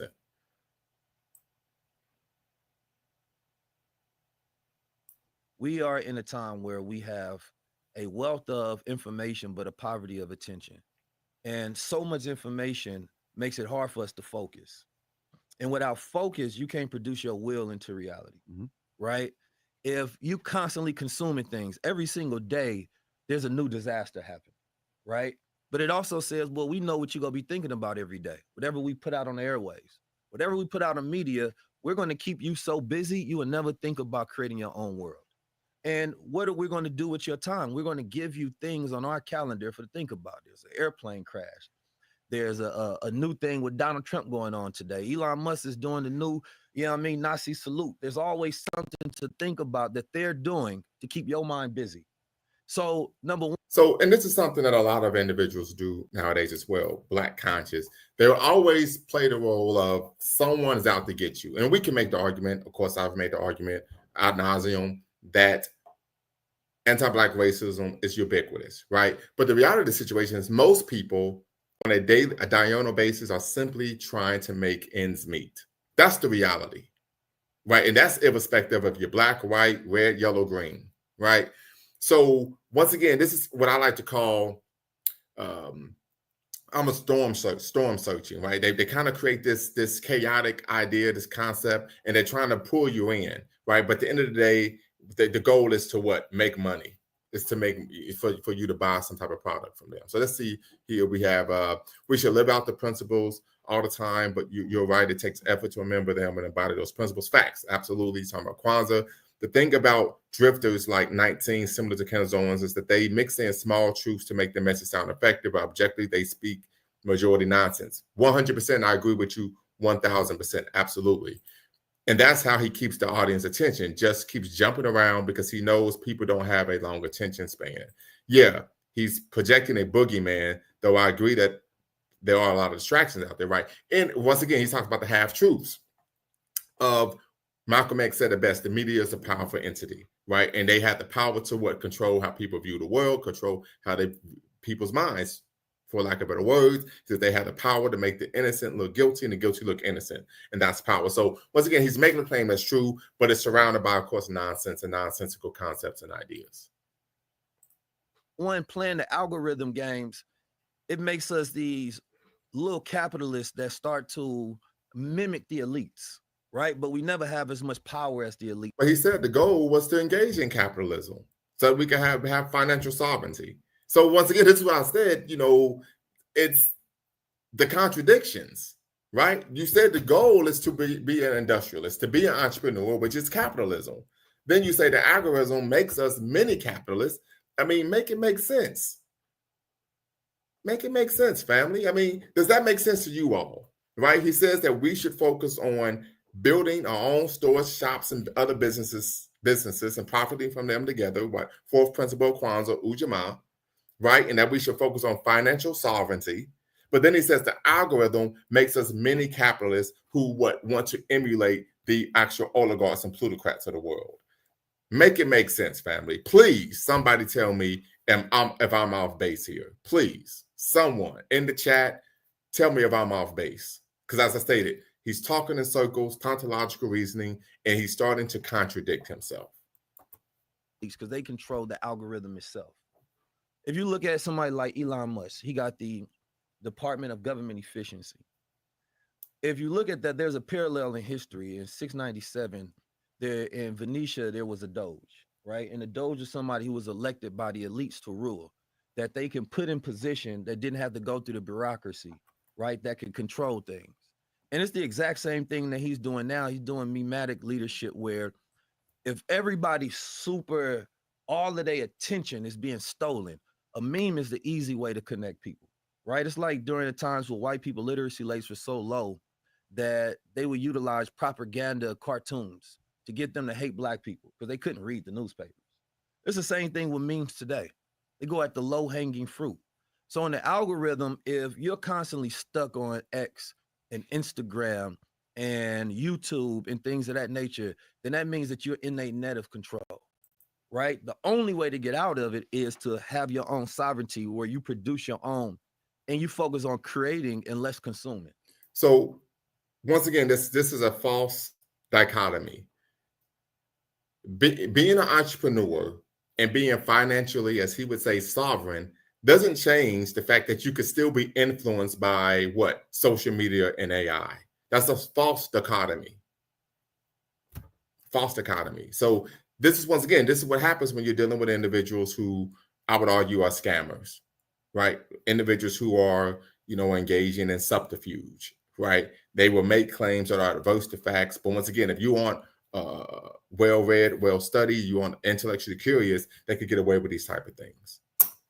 But as long as we're consuming, there's nothing we can do against white supremacy. Well, I think the biggest thing, especially when you talk about social media, is, I don't know percentage-wise, but the majority of the stuff online is false, right? Yeah, it's fake as well. And then you got people who are spreading this fake news as it's real. And the problem with that is, you and I both know, once they start making money off of it because they are quote-unquote creator, they continue because now they don't care about the community. They don't care about the truth. They care about the bottom line, which is for them, their dollar sign. Yeah. So they'll continue this and they'll be a quote-unquote creator and a quote-unquote loudmouth, and they'll continue on. And the problem is we don't have no checks and balances of what's right and what's wrong. You know what I mean? Because a lot of times we look online and you see the news report something that's fake. Right. So it's like, well, how do you get these checks and balances, especially for our community? I think you got to create programs for it, like AI algorithms. And I think that's one of the opportunities. Anytime we got a problem, it's an opportunity for. So once again, family, like I said, it's going to get worse. He just spoke ill of AI and algorithms. Now he's saying that we should create AI and algorithms. Someone please tell me I didn't misinterpret that. Please, someone tap in. The link is in the description. The link is in the chat. Someone tell me I did not misinterpret that this man just spoke for about 5 minutes about the evils of AI and algorithms, but now stating that we should create AI and algorithms. Someone tell me that that I'm not the only one who picked up on that. Please, somebody in the chat, someone tap in and tell me they did. Is he sneak dissing 19 Keys? I don't know. But I'm not the only person who just missed that. Please, someone tell me that I'm not the only person who picked up on that he just spoke ill of AI and algorithms for 15 minutes. and then stated that we need to create AI and algorithms. Someone please tell me that they picked up on that. I told you all it would get worse before it got better, that he would continue to contradict himself. Please, someone in the chat, someone tap in and tell me they just picked up on that. I had a phone call. God damn it. Somebody, please. Somebody tell me they didn't just miss that. Please. Business, right? That can be a AI tool. They try to do the fact checking things. The problem with that is the bias of the people behind them. It's your version of history that you consider to be correct. And so instead, we have to take those same blueprint and models and have our own. I look at it right now, like I would take a lot of my old work and I would put it into AI and I would ask, what is the accuracy of these predictions? I would look at stuff that I predicted from 5 to 10 years ago, and it would tell me whether these things came true at 80 or 90% accuracy or not. And I look at creating a program to where you can look at it, it's like a Yelp rating, right? It shouldn't be an expert that can just pop up today. You should be able to have a lineage of work that you've done that validates your expertise in a subject. And nowadays we have AI that can go run a program and look, Charlemagne been 90% right about media, right? Or economic and micro and macro trends. So maybe you should listen to him. Social media should now come with these type of verification checks to see who's actually been accurate. So now, if I remember correctly, those type of things do take place, right? Are already in existence. As you're trying to cut through the noise, you say, you know what? I'm gonna listen to Envy on this because Envy is verified in this particular category, especially as we're getting away from a lot of degree-based skills. So I think that for me, those who are developers and AI engineers and those who have social media platforms should be thinking about creating systems like that to where you can verify people's influence over time. What if somebody's new though in influence? Like, how do you verify? Like, you know what I mean? Because I think, so for instance, like if you're working at just in news, if you're working at an outlet, sometimes you might not get a byline, but then you go over to another platform and people get to know who you are. You can't like check my background and know what I was doing while I was at that outlet, but what I'm doing it somewhere else now and it's verified. Like, how would your system check that? Because how do you even look that up? Like, you call for references to the old, like the background? Like, well, I think sources matter. Like that's what you do in media. Journalistic integrity is looking at sources to verify things, right? So I think in lieu of having that experiences, then you'll have references, right? It's the same thing we did when you have a resume, right? Like who is the person that referenced you that we can look back and say, okay, this person is accountable for when you mess up.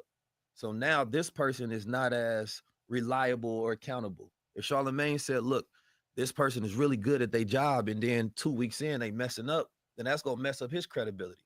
You feel me? I think we need to have that in this age of AI because everything is artificial, right? And people can create whatever they want to. And the age of AI is artificial intimacy, artificial intelligence, artificial information, artificial insemination, artificial ingredients. We are living in their world, a fake world, a world that they get to control and build around us, a matrix, right? We're not living in reality anymore. So we need things that can check to say, okay, what is real? Because you can't trust your own eyes, ears, and senses. And in some ways you should, because they can tell you what something means, even though you've seen it with your own eyes. So this is the double talking that we tend to find take place in the Nation of Islam, right? Is the double talk. So you can't trust your own eyes and ears. Well, you should, but you really can't, because now this is what happens when you go to Nation of Islam meetings. They talk like this, right? He's talking about journalism, but he didn't go to J school, right? Extremely dangerous, in my opinion. They can control the narratives to say, maybe it's this, or maybe it's that, or maybe it's this. Now you don't know what to believe.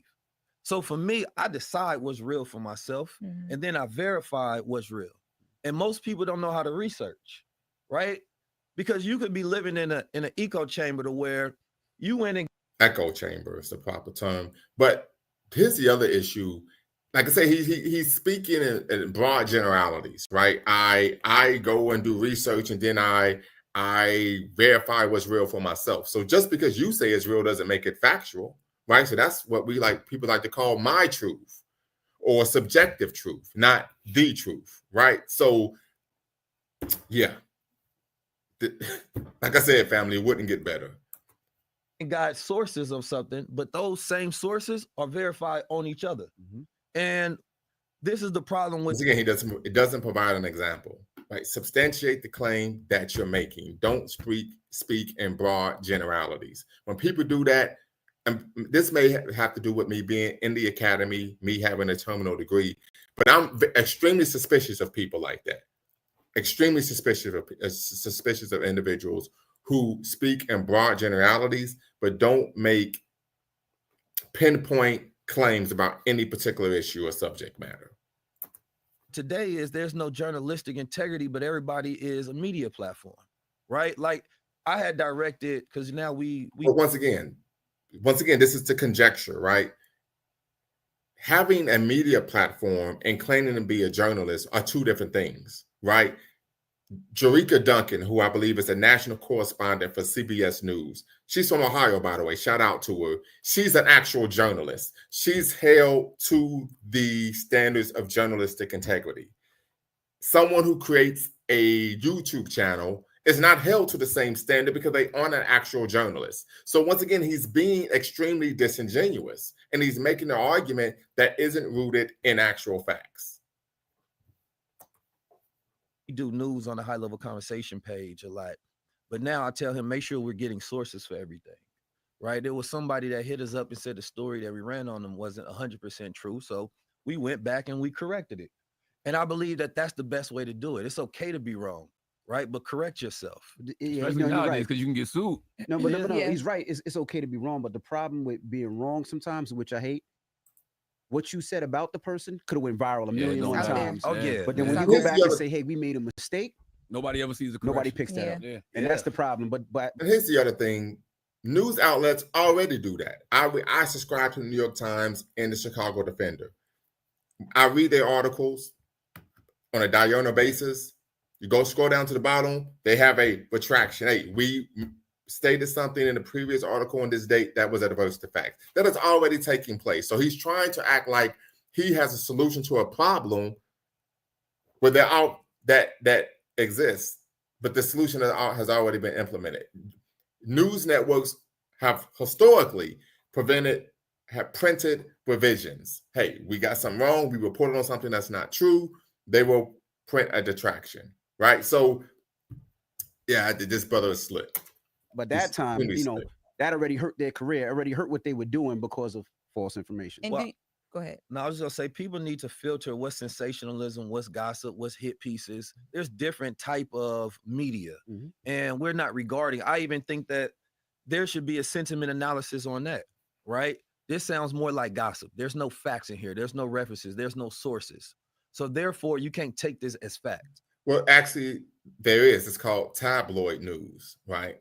That's why they call it the tabloids. And then you have actual media, the press, newspapers, Wall Street Journal, Washington Post, Chicago Defender, etc., or the Amsterdam News, and then you have tabloid news. So once again, he's making claims that are opposed to facts. These things already exist. I think social media should have them type of claims on it versus to say this is false information. Well, once again, it's social media, right? If someone's going to social media for news, that's on the individual person, right? Not on social media. So I think this is a solution in search of a problem. Say this is gossip. Y'all right, but nobody cares about the truth when the lie is more entertaining. Exactly. Some of it got to be entertainment too. Not got to be, but that's what people want. Well, that captures people's attention to remember things, and even negative things, right? The reason we focus on negative things is because it's based on our survival, right? If something, we evolved to see negative things and focus more on it because we evolved to survive in case things are threats. We focus on negative things because it's part of our survival.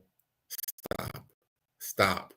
Once again, a solution in search of a problem. Right? To the untutored mind, this sounds like it is absolutely groundbreaking. Wow. I never thought about it like that. To someone who's educated, like, man, this guy's bloviating, and that makes no sense whatsoever. Whatever. It's called sensationalism. Right? It's the same as when you're driving down the highway and there's an accident, and everybody turns and looks. It's called rubbernecking. Right? Once again, extremely disingenuous. actually harmful, in my opinion, to the Black community. And it's sad that this is what's passing as a Black consciousness nowadays. So we give them more attention than they should. We get one negative comment out of 1,000, and then all of our brain processes focuses in on that to make sure that that's not a threat. But then we remember that more and we magnify it. Mm-hmm. So the problem is usually never as big as it really is in reality. It's our perception of it, right? Because there's always something positive going on, but we don't pay attention to it as much. So we live in a world of low-level information, low-level entertainment, low-level conversations, right? And most people don't have a reasoning ability, critical thinking skills to analyze data, or even have the time to do it. I think when you think about having time to process information is the key. I spend a lot of time reflecting on things before I speak, which is why I don't want to just sound like, oh, I seen something on Twitter, so now I'm going to reverberate whatever that was. No, I want to say, okay, what do you actually think? Right. Now he's a psychologist. Right.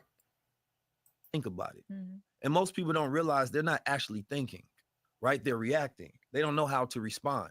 They don't have an ability to respond, so they're not responsible, right? When things happen in the media, we just react.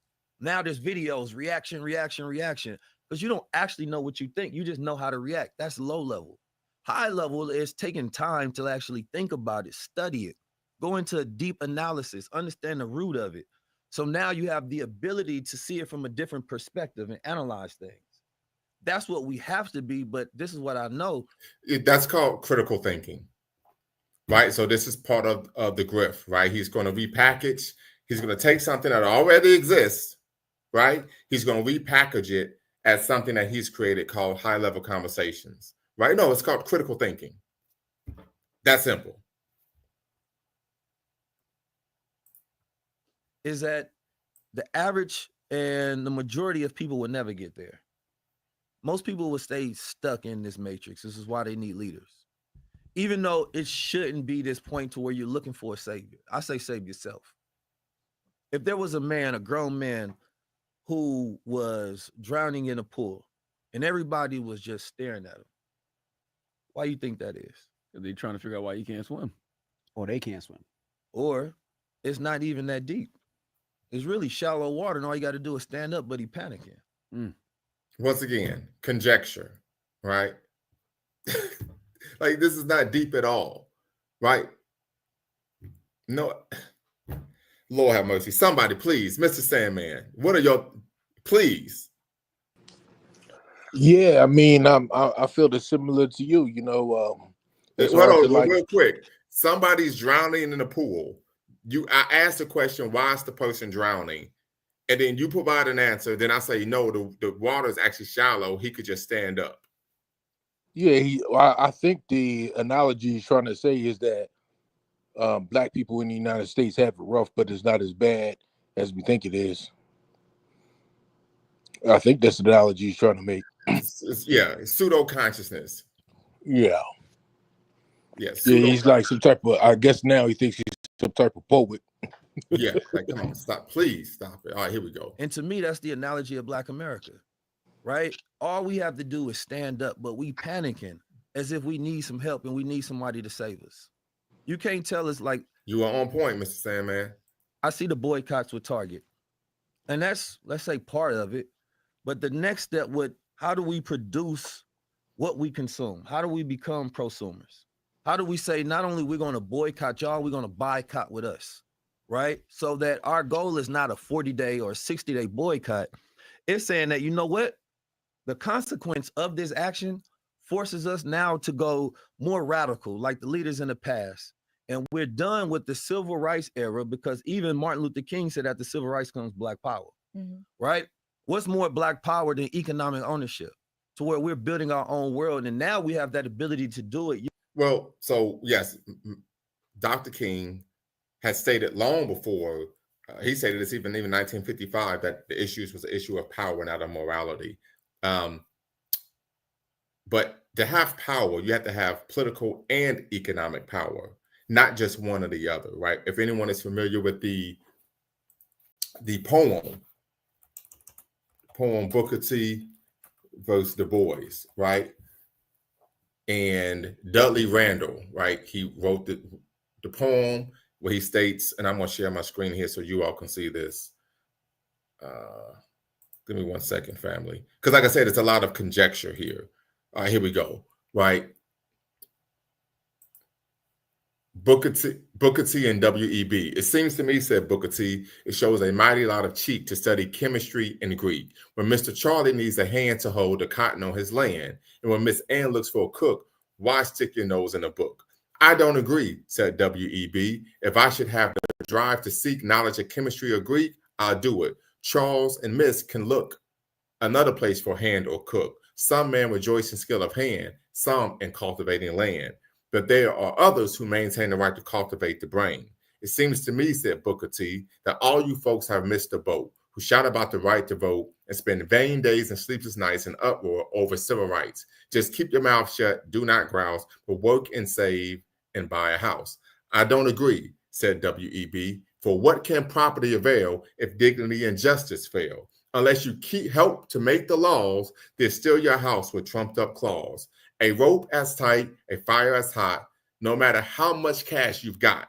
Speak soft and try your little plan. But as for me, I'll be a man. It seems to me, said Booker T. I don't agree, said W.E.B. Right, so this shows a dichotomy in the leadership perspectives of Booker T. Washington and, of course, W.E.B. Du Bois. We know Booker T. Washington had, of course, the speech that he gave in Atlanta, known as the Atlanta Compromise. Then, of course, W.E.B. Du Bois created the Niagara movement, which was the precursor to the NAACP, where they felt that there was a push to fight for civil rights and political activism, because, as you stated, it's irrespective of how much money you make. If you don't play a role in running the politics of the land, of course, you will lose it all in the end anyway. So, LMA, what's the word?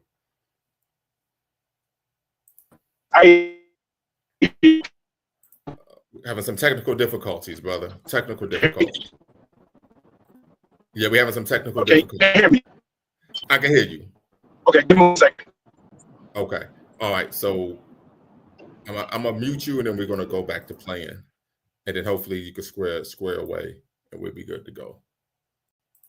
Utilizing blockchain technologies, we can create digital city infrastructures. You study a country like Estonia. Y'all got some water in here? We can bring in some. Say, you give him some water? I'm having this good Supermine coffee. Oh, I got y'all some gifts as well. All right. I want to talk more about that boycott too. I do too. We're gonna get into it. My man doesn't talk to his mouth dry, huh? Because right. I haven't seen what the call to action is. Well, no, I see what the call to action is to boycott. But what do we hope to gain from said boycott? And I think it's wild that, people are targeting just Target when Amazon did the same thing, Yes. Meta did the same thing. Well, that's Meta. Facebook, Meta did the Instagram, same all thing. that, yeah. Walmart's done the same thing. It's like, why just Target? And you're protesting on the platform that's also doing the same thing to you. I'm just, I think we like to pacify and get symbols versus substance.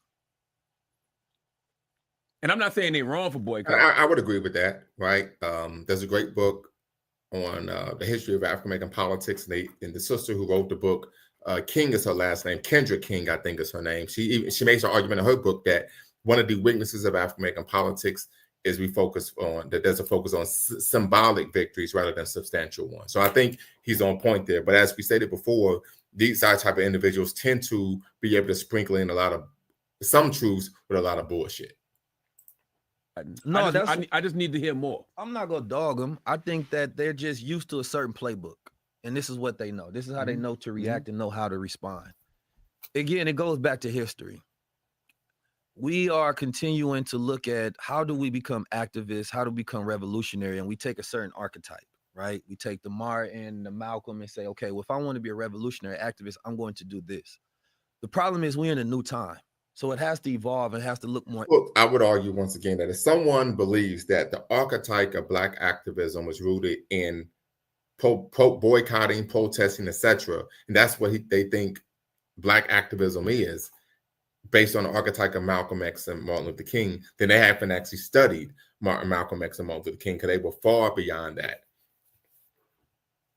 Right? So Yeah, once again, it's just rooted in a lot of misinformation. And these are, I would have to argue, maybe he hasn't read, of course, the autobiography of Malcolm X. He hasn't read Dr. King's autobiography. He hasn't read Struggle for Black Equality by Harvard Sitkoff, right? Because they talk about Black empowerment in a manner that's multifaceted and holistic in nature, right? And so I would have to make the argument that with it, now, if you're talking about master narrative of history, yes, people are taught or groomed to believe we'll just focus on, of course, engaging in. Brother Bawana, happy to see you. Haven't seen you in forever, brother. Happy that you're back in the mix. But once again, he's promoting a lot of misinformation. And so what we're really finding here is this concept and idea of petty entrepreneurs being the leadership class of Black leadership, Black activism. Or innovative in the way that we go about doing things. When I talked about the Seminole Wars, they spent billions of dollars trying to capture them, and they realized, number one, we could have spent that money building ourselves up, right? Building our world up. Why are we spending billions of dollars to try to capture slaves? That didn't make no sense to them, right? Once again, making claims that are adverse to facts. Right? We spent billions of dollars in the civil rights era, right? Trying to integrate, right? And when we were boycotting the bus lines, we could have took all of that focus. Once again, he says we spent billions of dollars trying to integrate. I would need some details. I would need some facts. Where are you getting this information from? Can you provide an example to substantiate the claim that you're making? Right? He doesn't do that. And credit on bus systems. We could have took all of that money, that time, that energy, and that protest and say, what about these businesses that we can build up? Instead, we were looking to be accepted, right? And we weren't going for real power. We was going for symbolic power, power of gesture. So the real power would be saying, you know what? We're not, our focus becomes this round table. And this is where I put the... Right, and so this is part of the issue. Individuals who say that didn't live during segregation, right? So it's easy to engage in that type of revisionist history.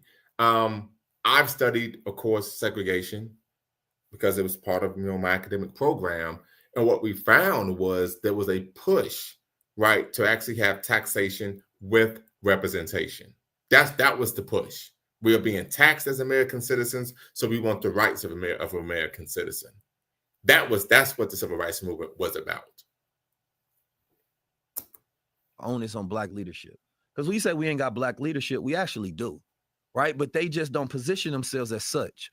You got the Divine Nine, right? That is a powerful organization and network all throughout America. We seen that power when Kamala Harris was able to raise $1 billion, right? We bragged about the power, matter of fact, that we can get on a call of 10,000 of us instantly overnight and raise millions of dollars. Our problem has always been shifting power in the wrong direction. Instead of empowering ourselves, we're asking somebody else to give us power. And that's not true. So we're focused on being influential instead of being forceful, right? Force don't ask, they get shit done.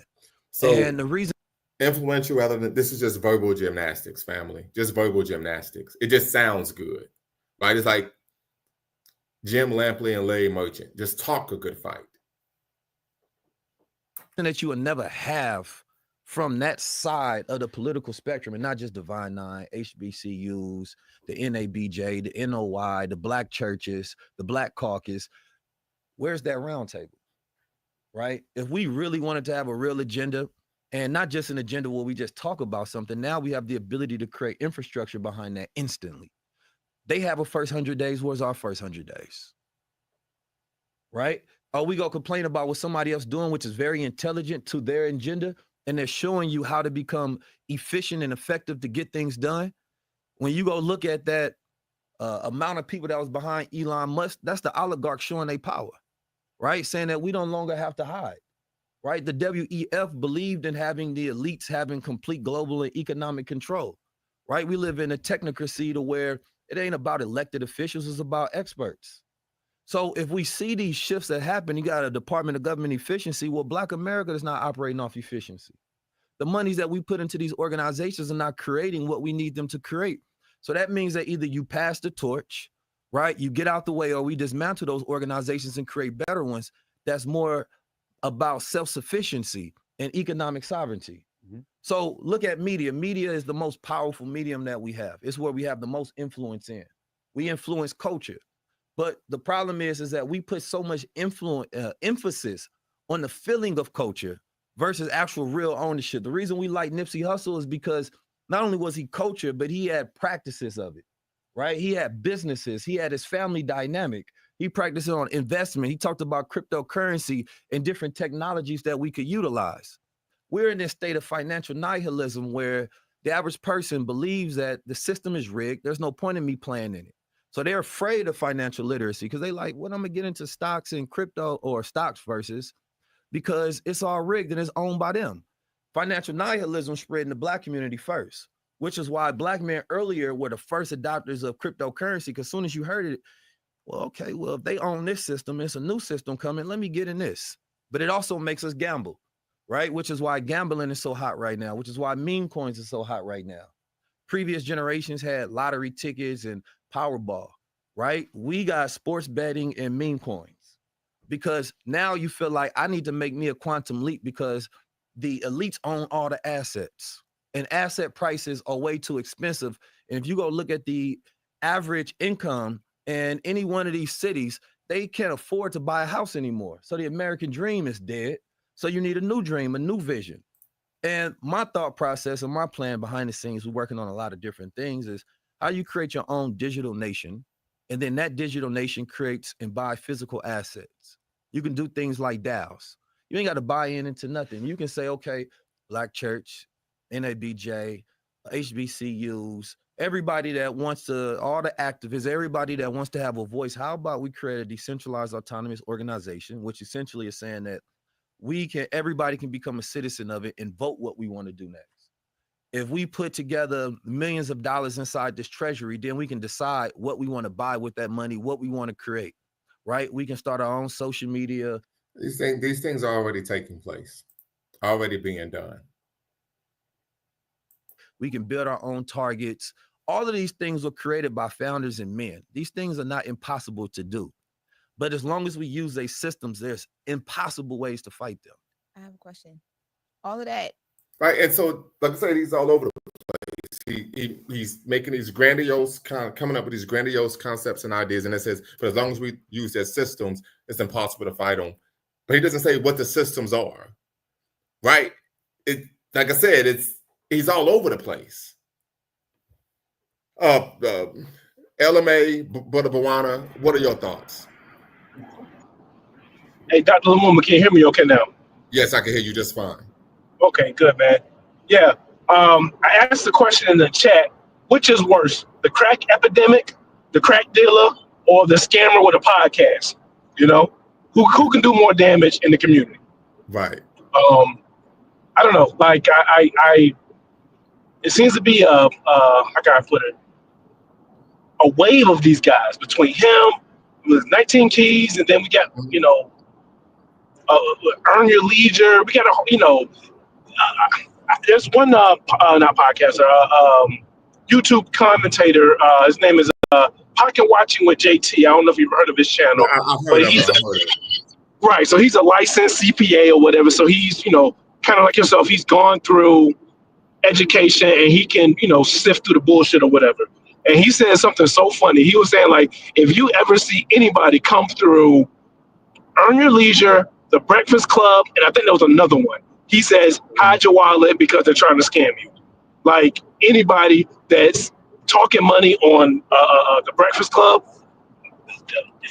because the Breakfast Club, they're just shock jocks. And it's, kind of funny. I don't want to change the subject too much, but, putting on my conspiratorial hat, when they talk about how the white media can like pick your so-called leaders, how did Charlemagne the God or Charlemagne the fraud or Charlatan the fraud, get into the arena where he's pushing political candidates to us and then we're taking him serious? Right. And, Absolutely. And it kind I'm having trouble hearing you, brother. Having trouble hearing you once again. Oh yeah. Yeah, I'm probably in a bad spot. I'm traveling now, so I'll just catch you later, man. Okay. Butter Bawana, long time no see. What's going on, brother? Dr. Lumumba, can you hear me? Yes, I can hear you just fine. Oh, it's so good to start calling you Dr. Lumumba now. Yes, yes, you can actually call me Dr. Lumumba now. Absolutely. Yes, you can. You have encouraged me, believe it or not, to complete my law program. I've been leaving that on the shelf for a very long time. Okay. But because of really your process, it's really inspired me to really complete my law school program. So I've been very busy in trying to sort through that, but I'm very happy that you have completed, and now I can call you professor, and I can speak to you in the language of a professor. Well, let me just say this: you are not his audience, Brother Lumumba. The truth is, Keys understands that the masses are not critical thinkers. They're not critical thinkers. Yes, that's and right. Because you are a critical thinker, and because you are an academician, you are able to sort through the bullshit. The truth and the reality is, these charlatans come along every couple of years. They used to be Brothers for Life. They used to be Malachi Z. York. That's true. This guy in particular, he used to wear an Elijah Muhammad hat. Now he's changed clothes now. He's wearing a Black Panthers outfit, because he understands on a performative level what our people are attracted to and they go for. We like the funny hats. We like the costumes. If you could wear a nice like original costume, unfortunately, many of our people are going to be drawn to it because they think that you have something mystical and magical. Maybe I need to listen to this guy because he has some in-depth knowledge of what I don't have because he's dressed the way he's dressed. Yes. And this guy continues to change and swap out clothes.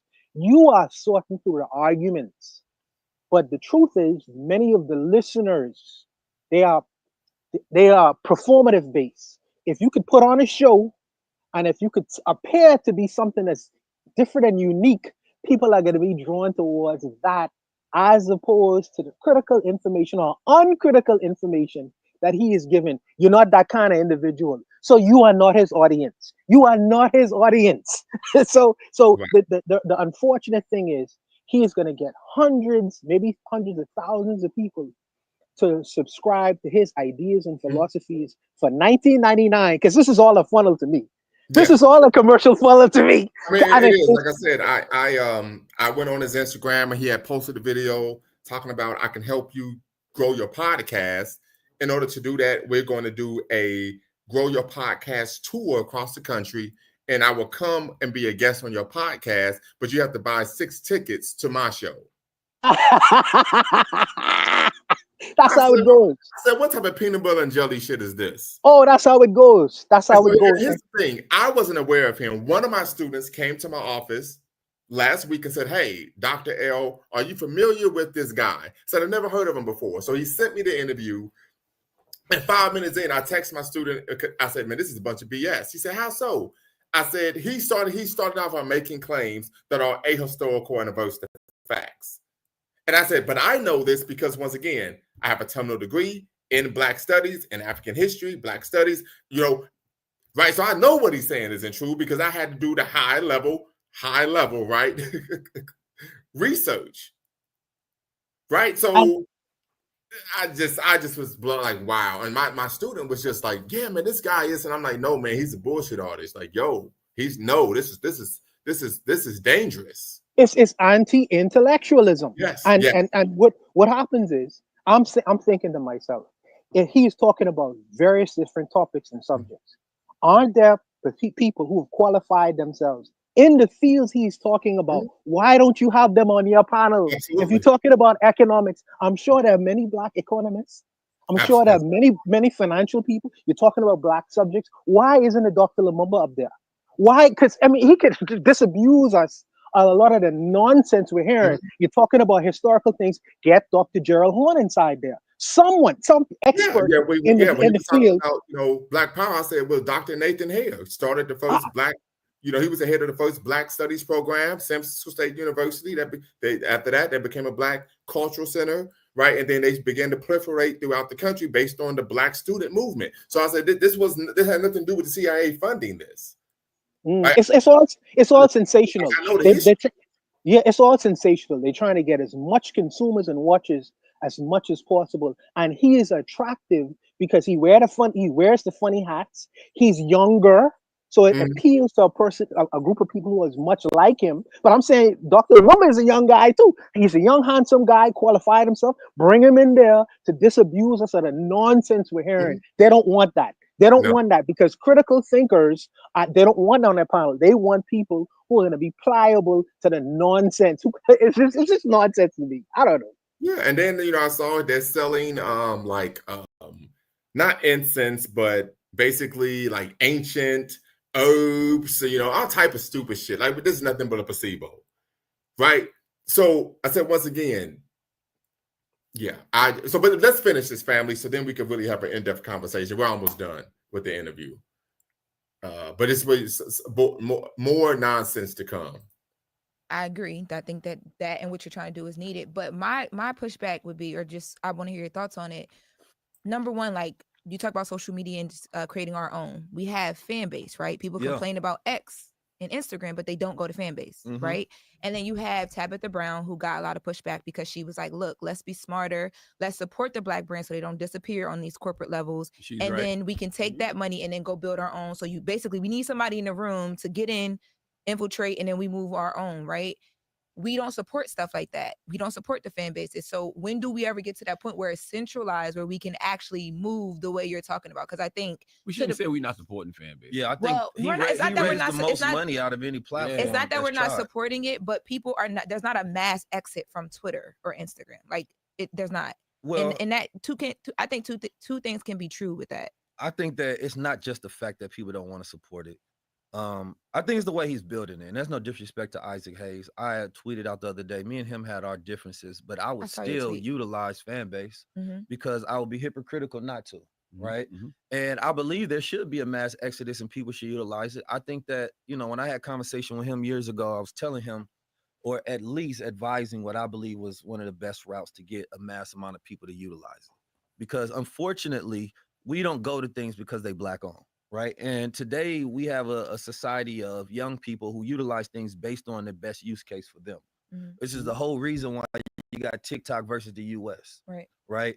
And they saying, well, TikTok created the best platform. They have the best algorithm, which is why we use it. Right. You have DeepSeek versus OpenAI. They said, well, this one is better, so therefore I'm going to use it. Globalization has people looking at, instead of identity and having loyalty to nationalism, right? They say, I want loyalty to whatever is the best thing that's going to help me with the American dream, right? How can I make money, right? How can I build and become sustainable? And unfortunately... So here's the issue here. That's not an aspect of globalization. Now, globalization has brought the world together. You have access to different markets. But people typically have always lived that way, right? It's about what can I do to make my life better, right? But he speaks of nationalism, but he doesn't speak of nationalism when he's talking about American nationalism, Black nationalism, religious nationalism. So it's still murky, as Brother Bawana would say. So he's kind of all over the place, and it's still surface level. He doesn't do a deep dive. And I would argue that's because he doesn't actually have a very strong knowledge base about regarding any particular subject matter, right? So he's able to kind of, do a broad overview rather than doing a deep dive on issues that are particularly germane to any field of endeavor. Those are my thoughts. I just named all those groups. We're too splintered to have a united thought process at this point in time. We don't have a cultural code that we live by, right? Neely Jr. just died, and he talked about having a code, the Black code, right? Something that we live by that connects us all. We don't have that whatsoever. So I don't know what you believe about, the Black economic movement. I don't know what you believe, what I believe. We can all have 4 different perspectives and opinions. So each person will go on fan base for a completely different reason, right? So therefore, we're speaking to each other as if we're a monolith, but we know we're not at all, not even close to being. Look at even the recent election. You couldn't get all Black people to vote for Kamala, right? People felt like it wasn't in their best interest. Whether it was or not, that's up to you. So I think that you have to reestablish a conversation so we having the same conversation first, right? This is what I'm writing a book about high-level conversations, and what you realize is that you can be talking to somebody, but they could be talking about something completely different than you. You have to establish a baseline first. What is the most important thing? I think is economic sovereignty, right? If we can all agree that we must do for self, we can all agree that we need to have our own banks, our own systems, our own schools, education. Then we decide, okay, well, then what is the best route? This is why I believe in things like DAOs and voting mechanisms. This is not something that's going to take 100 years. This is something that can get done in 100 days, right? And what we should be focusing on is efficiency, right? What is the most efficient and effective way to do it? Because I think that when I look at these boycotts, I look at inefficient, old, outdated models, right, of activism that we keep recycling, but they don't create any progress. So therefore, it's easy to control because they already know that playbook. Oh, they're going to try to boycott us for 40 days. Just wait that out. Don't even worry about it. You feel me? And we look even crazier boycotting something like Target while we're on platforms that have also rolled back their DEI. Come on now. Mark Zuckerberg rolled it back. We talking about it on X and Twitter. This is how they know you're not serious. And a lot of people may not like this, but again, when you go back to the timelines of history, we have this Malcolm and Martin paradox, right? People pick sides, and it's more creating a conflict between us. Oh, I'm Malcolm, I'm non-pacifist. Oh, you more aggressive. Oh, I'm Muslim, you Christian. I believe the powers that be knew what narratives to push on the Black community that was more divisive. Right. So I shared with you all earlier that memo from the FBI regarding COINTELPRO. That's true, but the issues between Christians and Muslims are deep-rooted theological issues that have been going on for centuries, right? So once again, these issues tend to be oftentimes are extremely complex, but he has this oversimplified view of history and of the issues that we have in our community. All on Dr. Lumumba. Exceptional claims has to be backed up by exceptional evidences. Yes. This man just said he just said that he believes something could be done in 100 days. So my question is, when did he start believing this? Because if he started believing this 100 days ago, where are all these things? Because he could have done it. He has the answer. So why hasn't he implemented it 100 days ago? Okay. Like I said, it's going to get worse. That's why we're going to keep going. We only got like 15 minutes left. It's going to get worse. You're going to see what I'm talking about. It's going to get worse. Study Marcus Garvey and the Honorable Elijah Muhammad, who had the most successful economic blueprints. And especially when Malcolm was the Honorable Elijah Muhammad's student. Once again, Elijah Muhammad did not have a successful economic blueprint. All of the businesses in the Nation of Islam were in the red, except for the restaurant on 116th Street in Harlem, New York City. This is a direct quote from Malcolm X. The Nation of Islam existed because of the financial largesse of a white supremacist, H.L. Hunt. Yes. I was thinking you were saying Marcus, but yes. No, 100%. But when you look at history, people go say, well, they killed this, and it's not true. But first of all, you should look at it based on the Honorable Elijah Muhammad had a third grade education. He built an entire ecosystem in America with this intelligence. Who is that man? How was he able to do it? Right. And I don't care if you like him or not. If he had the right blueprint, then we should follow it. Right. That's it. Like, we got to get off our feelings about whether it was Christian or Muslim or this and that. And I believe that's what holds us back, because we're not following the right blueprint. We're looking at who we like, right? And that's because we're focused on how do we maintain and have more control. The Black church are not going to push no economic plan by Elijah Muhammad. All right, real quick, fam. This is from page 303 of Carl Evans' book, The Messenger, The Rise and Fall of Elijah Muhammad. He states, Malcolm X also mentioned that in going through the financial records in Chicago a year earlier, let me go back up. On July 7, 1964, Wallace and Malcolm X discussed the financial maneuvering of Muhammad and his wife, and about how Muhammad allegedly had been depositing money in a Swiss bank account, while Clara was putting money in banks in Beirut and Cairo. Malcolm X also mentioned that in going through the financial records in Chicago a year earlier, he had uncovered evidence that H.L. Hunt, the Texas billionaire oilman, who was so thrifty that he took his lunch to work in a paper bag every day, had been giving the messenger money for several years. So once again, the claims he's making about Elijah Muhammad, the Nation of Islam, are adverse to facts. Because they need you to continue to follow them, right? And some of the stuff that they do is just downright disrespectful and not teaching the correct history. So I believe that it's this timeline. So what history is he talking about, right? So this is my issue, to where he's bloviating. He's making a claim. He's made a number of claims, but he doesn't do a deep dive to actually share what he means, what he's talking about. They aren't teaching the correct history. We can't use their tools. Okay, what tools are you referring to? But he doesn't provide any examples. And as Brother Bawana said, when you make these type of claims, you make grandiose claims, you're going to need what? Grandiose evidence. And that we have in the way that we look at history, which is why we don't see ourselves a certain way. If we see ourselves as, wait a minute, this man had banks, he had schools, he had airplanes, he had aviation schools, trusts, farms, right? Import, export with poultry.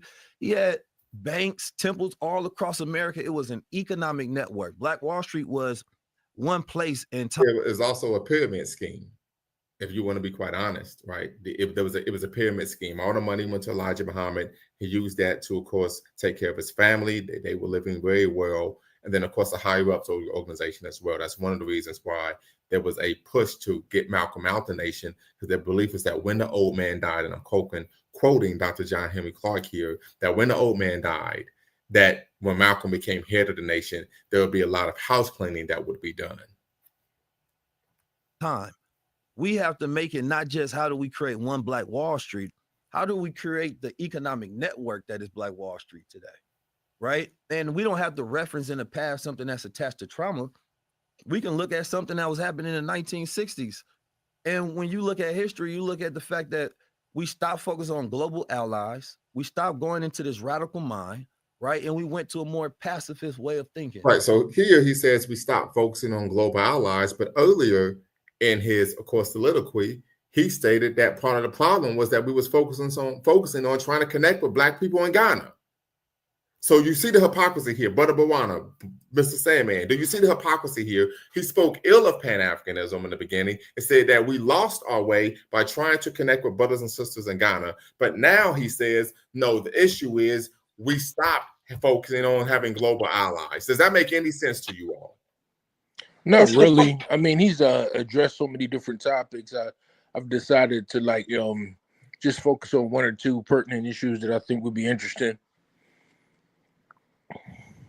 This guy doesn't know if he want to be a nativist or Pan-African. Right. This is hilarious. It's hilarious. But I hopefully when he watches this interview again, he sees that. But no one is going to point it out. Only Dr. Lumumba is pointing it out. How many people are going to engage him and say, "Listen, brother, you are full of contradictions, and here's why. Let me show you." No one is going to do that around him because he probably has a bunch of yes men around him. Sycophants, absolutely. But like you said, Dr. Lumumba, two things you said I completely agree with.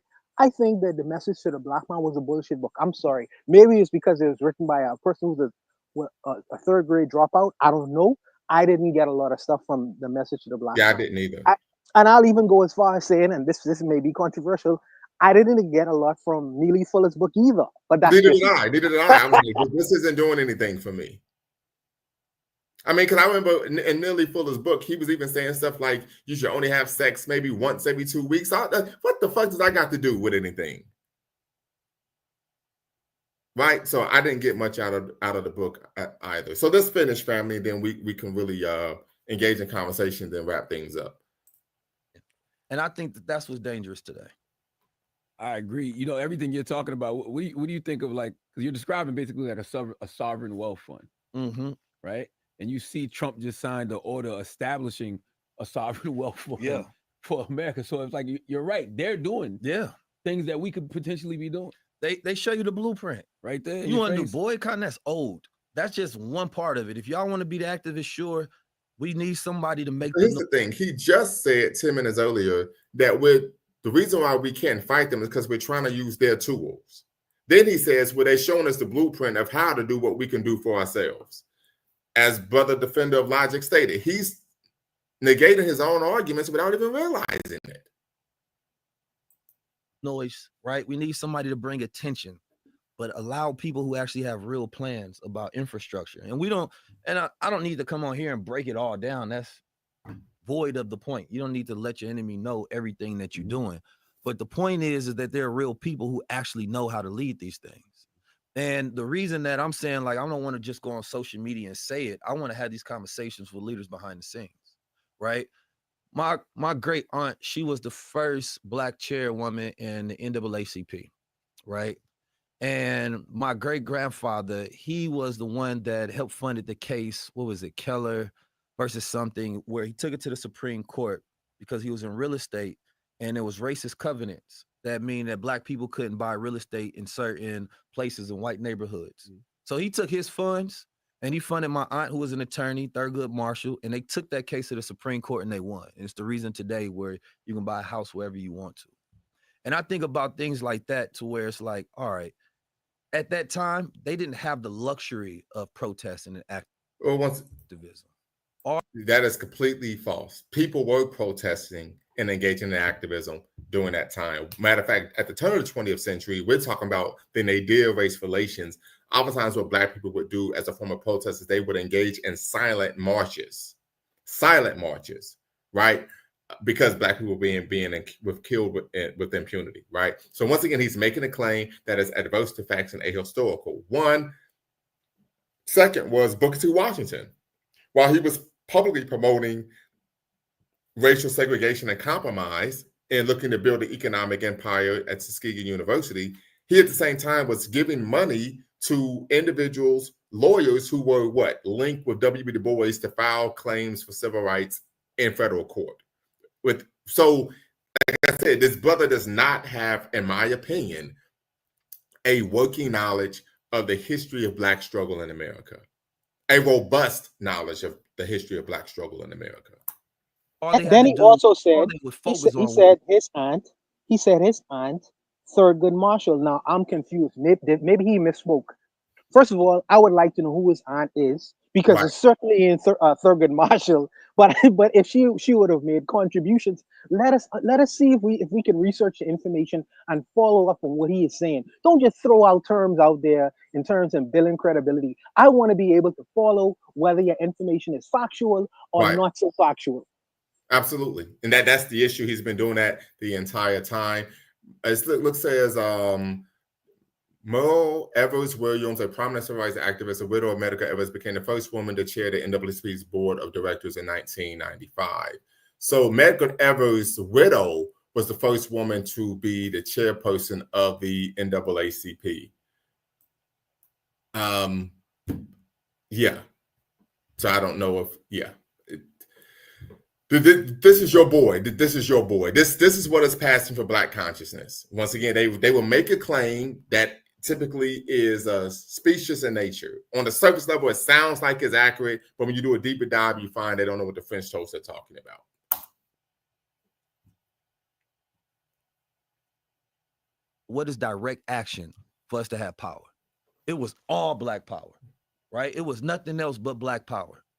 And my great aunt, and that's not true as well. If you know the history of Black struggle in America, you've always had Black people who were Black nationalists and Pan-Africanists, Black conservatives, and Black integrationists, right? That's just not the case at all, right? You had Frederick Douglass, right, who was talking about that the ultimate goal for the Black community in America was to amalgamate ourselves with whites to where we were racially ambiguous, right? So I have an issue with this because he's just making claims that are adverse to facts.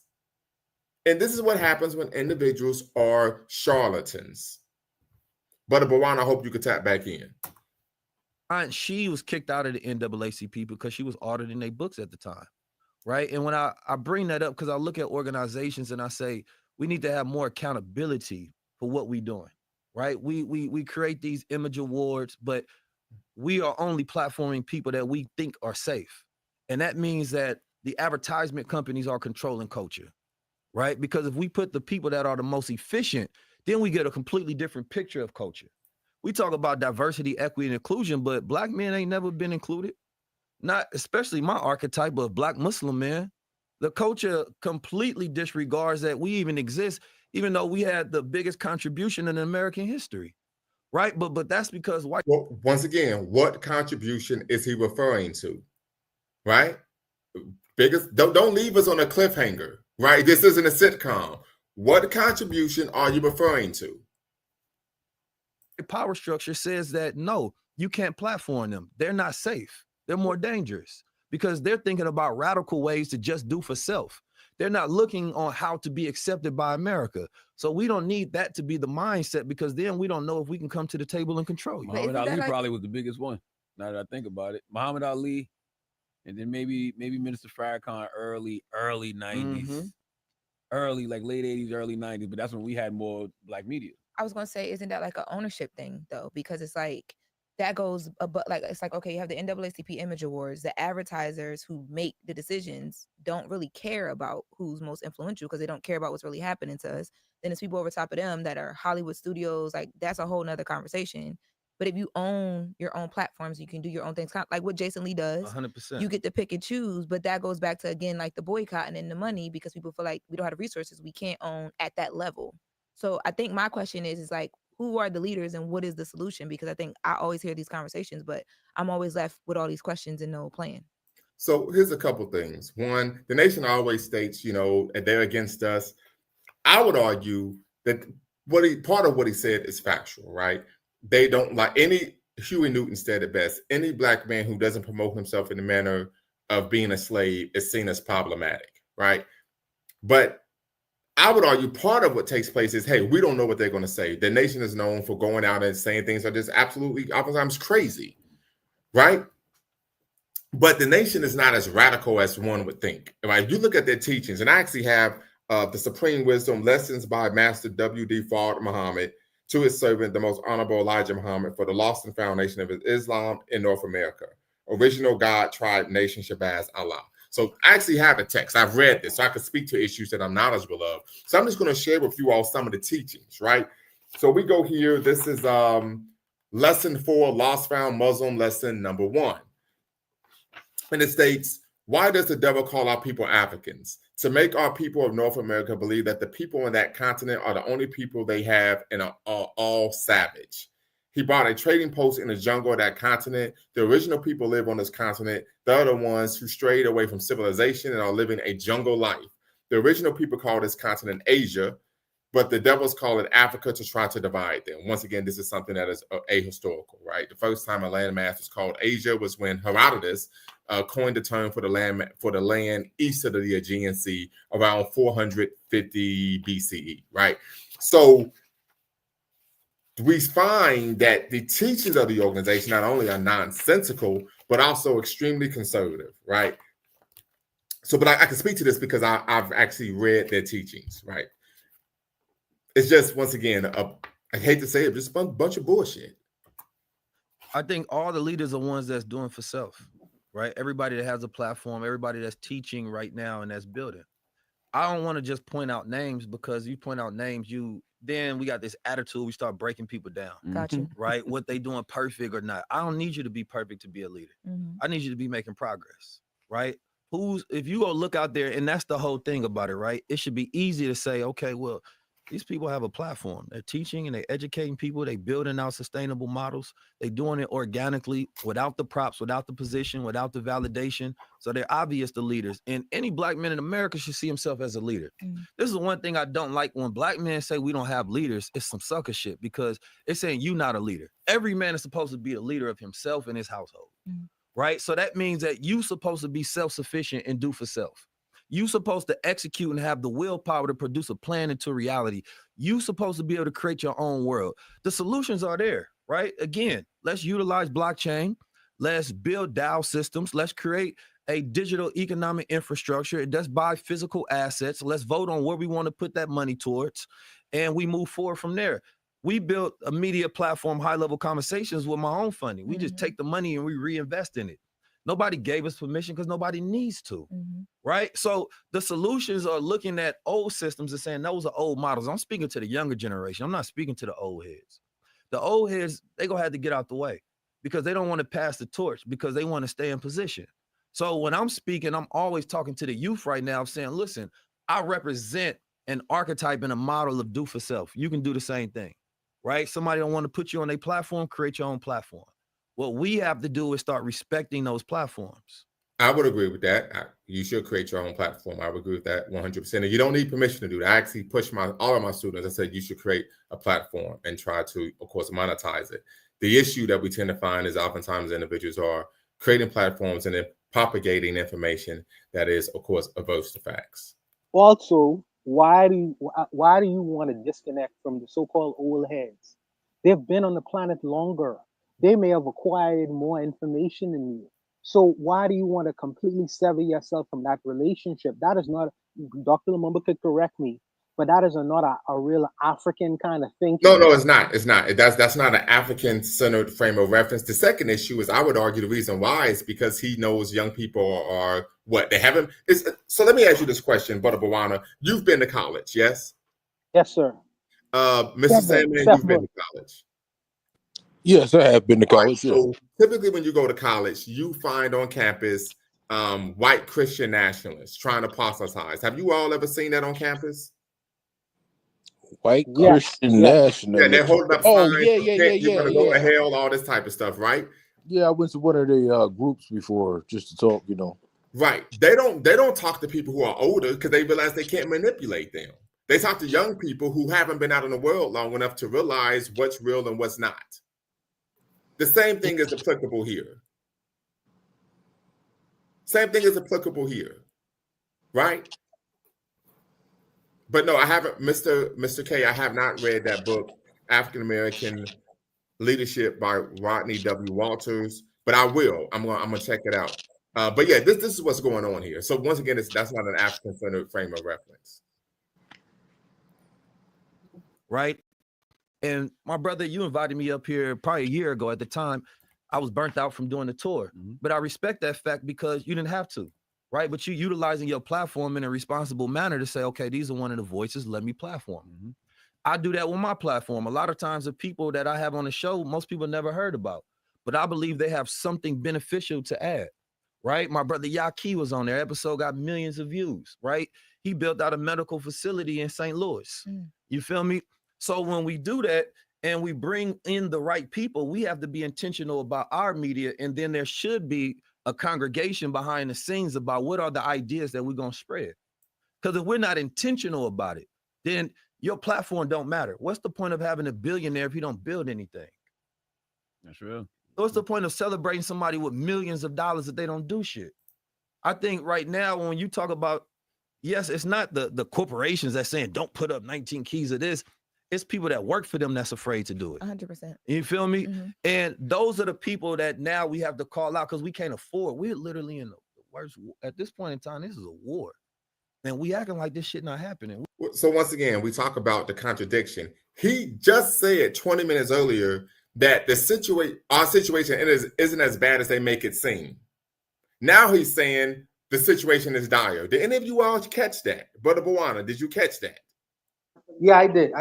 Yeah. He said 20 minutes earlier, the analogy of the guy who thought he was drowning, all he had to do was stand up, that things aren't as bad as it seems. Now, because people aren't platforming me, this is the worst situation we've ever been in. Hypocrisy. This is what happens when individuals are seeking to manipulate the masses. We act like we just get to go about our days and your children go be safe. They not. They ain't playing no games with us no more. We act like we see them do the most radical things in the world and we think we ain't got to do no radical shit too. What you think go happen? You think we just go keep going by and things are just gonna be okay if we ignore it? We don't have that opportunity anymore, right? We never had it. And now they saying that, well, y'all niggas waited this goddamn long. We can do whatever we want to. We can slap you in the face and keep walking down the street and you ain't gonna do shit, right? We can tell you we ain't fucking with y'all. Y'all go boycott a little bit, then get back to business and y'all go work for us. We gonna tell y'all that we go platform every racist, white supremacist and push the algorithm against you and you still go use it. Y'all go laugh with us because we go turn this into meme and consent. We go govern you with our algorithms and control you every single day. Because now we got AI that can psychologically manipulate and control you. We go build quantum computers to create a world around you. So how do you win in that situation? You can't win by participating. The only way to win is to have your sovereignty, is to build your own world. This is why the radical leaders of the past were the ones that they didn't want to continue to platform as we talk about history, because those are the ones that you can't control. No, we want you to be Afrocentric with your dashiki and just feel like you're a part of something. No, Africa without infrastructure. The brother Ibrahim that's out there that's doing everything, the way these African leaders are saying, no, we don't want your checks. South Africa shouldn't take no more aid from America, because as long as you're in the tit of America, they go control you. There's way too much corruption in Africa, because all the African leaders should be standing next to South Africa as they going for their land back. Right? They dog whistling across the world. Let's make Europe great again. Let's bring in the South Africans and let's help fight for them in their land that they took through apartheid, aka white supremacy. What is they telling them? They not hiding behind nothing no more. So if you afraid to platform a 19 Keys or somebody else, that makes you just a coward at this point in time. Once again, shame, insults, guilt, the need to be right. Yes, he's mentioning Africa just to clout chase, because in the beginning he said we shouldn't be trying to connect with Black people in Africa. Then later he says, no, we stopped connecting on the international level. That's part of the problem. Now he's clout chasing, talking about Africa. But then he says that the problem is you wearing a dashiki. But he's wearing an outfit himself, a Black Panther outfit. So you see the contradiction here. And also, Dr. Lumumba, he mixes truth with falsehood. Yeah. There are kernels of truth to some of the things he says, but he puts a whole lot of falsehoods inside there. It's like that carrot. You know, that carrot. You put the carrot before he snatches it back. It's hilarious. Yeah, absolutely. So this is why I said individuals like this are extremely dangerous, because that's what they would do. They will provide some factual information, but then what the follow-up to the factual information is a bunch of bullshit. But once again, that's what I say. Shame, insults, guilt, and the need to be right. Right? So the reality is, if you're not fucking with me, it's because you're a coward. It's just like a woman, and when you meet a modern woman nowadays, and she says, well, we could get to know each other by you taking me shopping. Say, I just met you. Why would I take you shopping? What if you ain't got it, just say so. If you're broke, you just say so. Shame, insults, guilt, and the need to be right. Broken clock is right twice a day. Absolutely. I feel like, 19 Keys, you represent a new generation of radical Black consciousness that has always existed, has always cut through, and is always needed. That's why, throughout the history of Breakfast Club, all of the OGs are older. Dr. Claude Anderson is older. Honorable Minister Louis Farrakhan is older. Dick Gregory is no longer here. So, if we don't highlight you or the Wesley Muhammads or the Nuri Muhammads, I feel like, we're doing our culture a disservice. Our community a disservice. Yeah. I don't like to use the word culture, because I'm not sure if we have one. Yeah, I think we devalue culture because we don't have enough values that we push, right? If you look around the room, right, it's a lot of great entertainers, right? That's a lot of money, billions and billions of dollars. The activists, I mean, not the activists, but you got Dr. Claude Anderson up there. Honorable Minister Louis Farrakhan is up here. Dick Gregory up there. I ain't even see on pictures. Yeah. I got to go in on y'all. Y'all a problem. A little smart. I got them in there. You feel me? Yeah. But the whole entire point of it is that I think we need to understand what the time we're living in right now. Without knowledge of the time, we will lose. And we're in an interesting cycle, right? We're at the end of an empire. And right now they're going to pull out all stops, a complete oligarchy control.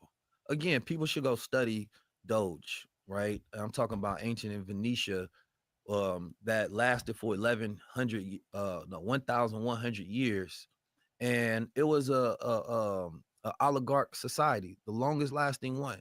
They playing in your face.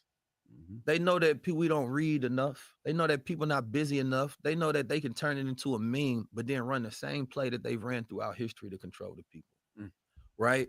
And so now it's saying that, okay, we know what they're doing, but what are we doing? And so, my proposal is having these roundtable discussions in front of the culture, but first having one behind the scenes, right, about our agreements.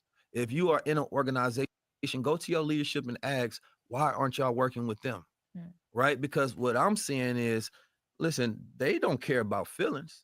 If it works where power just wants more power, they don't ever want to give up power. You never going to understand a man who only just wants power. He just wants to control. It ain't about no money. It's more power. It's just a will to power. If you study Friedrich Nietzsche, he would give a breakdown about how the masters just wanted to influence the populations and control them, right? There are psychological examinations of these people. Once again, that's the dangerous part, where he's making some claims that are, of course, true, but following up with a bunch of BS, right? Naming a barber or Swiss cheese, you can definitely see the holes in his rhetoric. Absolutely, right? Rockefeller said that we want to make a nation of workers, not thinkers. Most people are aware of that. But the problem is, of course, his solutions are typically nonsensical, where he, of course, is all over the place, and oftentimes he's even contradicting himself. But we're almost done, family. Excuse me, Dr. Lumumba, I have to step away for shortly, but I had one question that I wanted to bring to you and to the panel before I had stepped away. Is one of the things that he keep bringing up is the financial sovereignty of the African Americans, or the diaspora, I assume.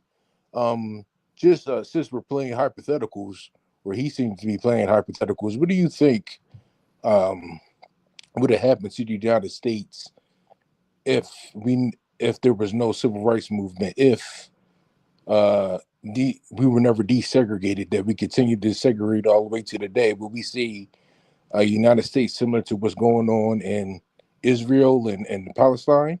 Well, as though we as African Americans are in a landlocked a portion of the United States and, secluded. Well, I think respectfully, Brother Sandman, I think that's a counterfactual hypothetical. But what we can look at is the history up until that point that showed that we were landlocked, right? We had, of course, redlining, right? It prevented us from living in communities outside of what was designated acceptable for us to live, which really was a form of real estate apartheid. But what the argument he's making, financial, of course, liberation, financial sovereignty, is also something we've seen even, of course, Dr. Boyce Watkins push, right? And what we tend to find is they're selling a product, but they typically don't have a model of running a successful business, right? So it's typically, just talking points. But like I said, I wanted to do this because I felt that this was once again, a student of mine shared this with me. And when I started listening, I just was blown away by just how, one, that he was just all over the place, but two, the fact that he just made a number of claims that were averse to facts. Yeah. Real quick, Mr. K states also he basically got that westernized, paternalistic, know-it-all attitude about Africa, but has no African intellectual consultants in his inner circle. I would agree there. That more than likely is the case. Hence, he talks about Africans like he knows them better than Africans know themselves, like typical westernized, paternalistic, know-it-all folks do. Facts. Absolutely. Absolutely. You're on point, Mr. K. Once again, I'm gonna put the link in the chat. Tap in because we're almost done and we can have a robust conversation and then get out of here. Let's finish up. But if you don't know your enemy and who you dealing with, right, you gonna think that they not as smart as they are, and they vastly intelligent. That's right. Right, and they create systems wherever they feel. Their goal is, how do we, number one, they want to keep making money, and they build systems that's gonna get rid of 80% of the workforce, and we applaud it. That means we want to take human capital and say it's worth nothing, when human capital is what built this country, right? America is based on its citizens' productivity, but if you can't focus, then it decreases your productivity. So they knew this. Chattel enslavement is what built this country financially, right? Once again, he's all over the place. But now he's going back to what? If you can't focus your productivity, like I said, he's all over the place, right? It seems unable to make a coherent argument about anything. About anything. None of the journalists, right, Dr. Lumumba, none of the journalists who are supposed to practice journalism is challenging his statements of flights of fantasy. They just allowing him to speak as if he is their God, and they just internalizing everything. They don't challenge any statements, false statements that's obvious to anyone. But here's the thing: these brothers and sisters aren't journalists; they're entertainers. They're what's known as DJs. They're disc jockeys. They're not journalists at all in any way, shape, or form. They're not. And so they typically do this with everyone that comes on the platform. They just let the person bloviate. They say stuff that makes no sense, and they just be like, okay, yeah, great. So then they bring in automation and robots and then immigration. But then they went a little overboard with immigration. Now they're scapegoating it as the problem. Instead of you seeing the elites as the problem, you seeing black and white relations in immigration. But even a lot of these white radicals are starting to wake up to say, man, these elites done tricked us. They got us looking at black culture as the enemy the whole time. We can't afford houses and cars and plane tickets. And they stole our American dream while they got us fighting each other on Twitter and algorithms. So even they go wake up and realize, and there's going to be a lot of civil wars that's going to be happening because they're going to look at this as, man, this ain't got shit to do with no patriotism, right? This is about complete elite control. And that's it. So my thing is, okay, in terms of that, let's build our own cities. Let's build our own world. And I see a very possible route. We need devs, right? We need people that want to help fund these movements, right? What's my brother that coined the term, the revolution won't be televised? He said the reason is because it starts in the mind first, right? You can see it on TV, but unless it's in the mind, then ain't nothing gonna be televised. And I want it to be clear, like, I just have a passion for being free.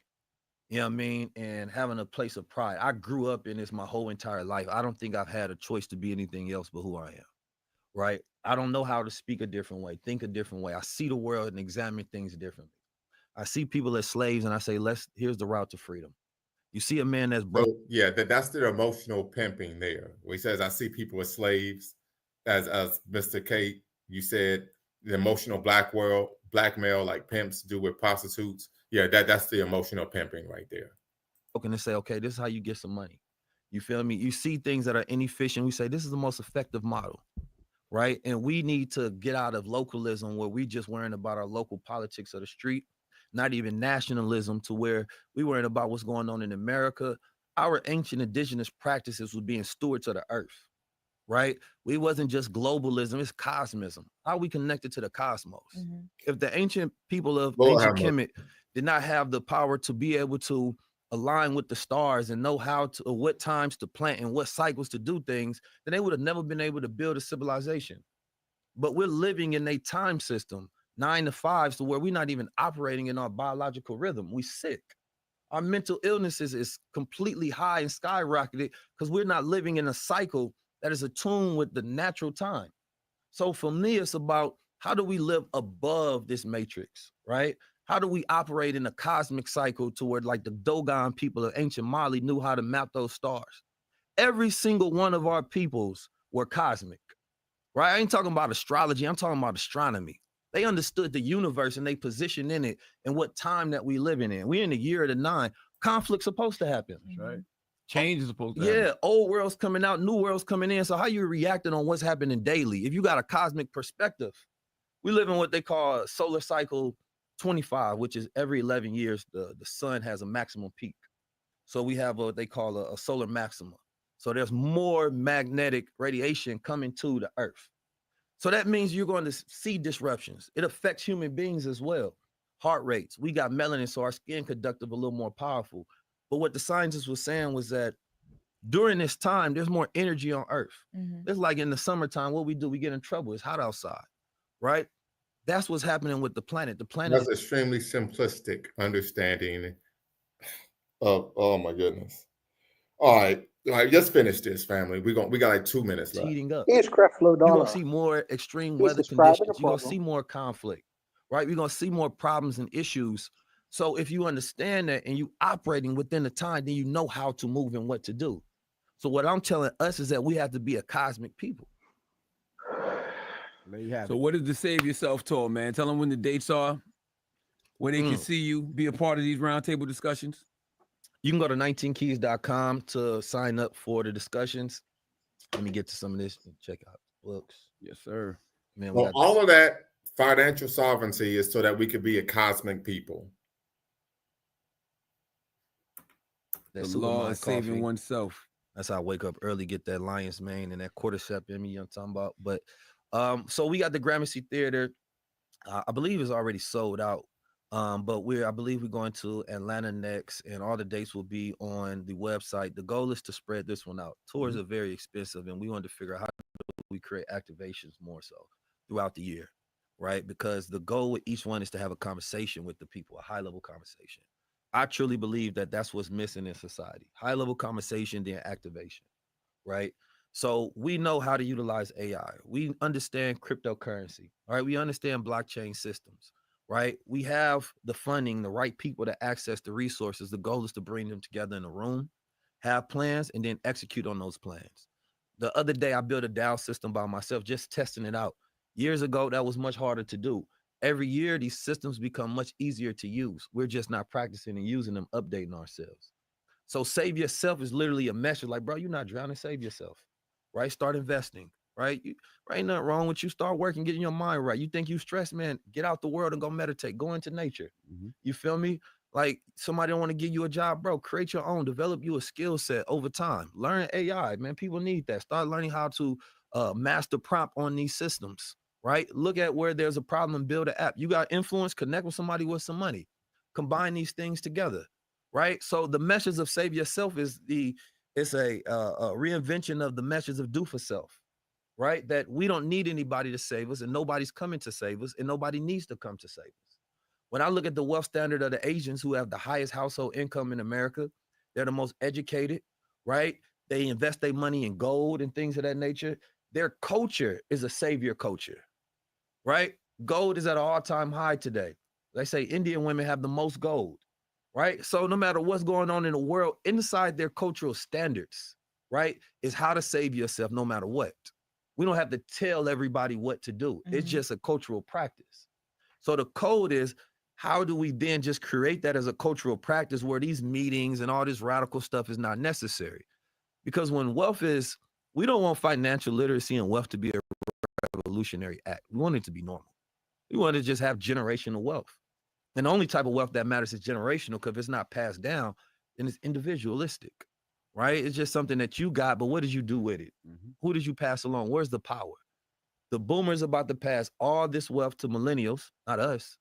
We look what happened out in California with the wildfires in Altadena, and that's very unfortunate, because I believe we need to come together even more for that community that just lost all that generational wealth, all that real estate that was passed down.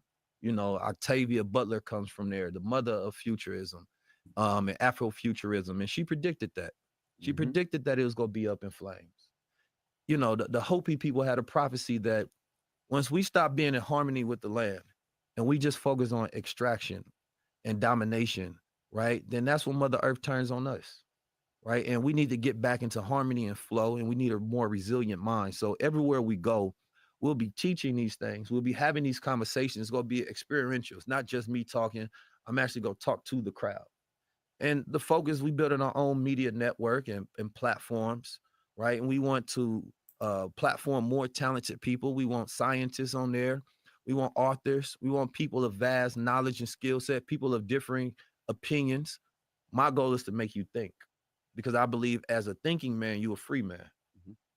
All right. Well, they 19 Keys. Where they can follow you, 19? Man, they can find me on 19_keys, or you can follow the YouTube channel.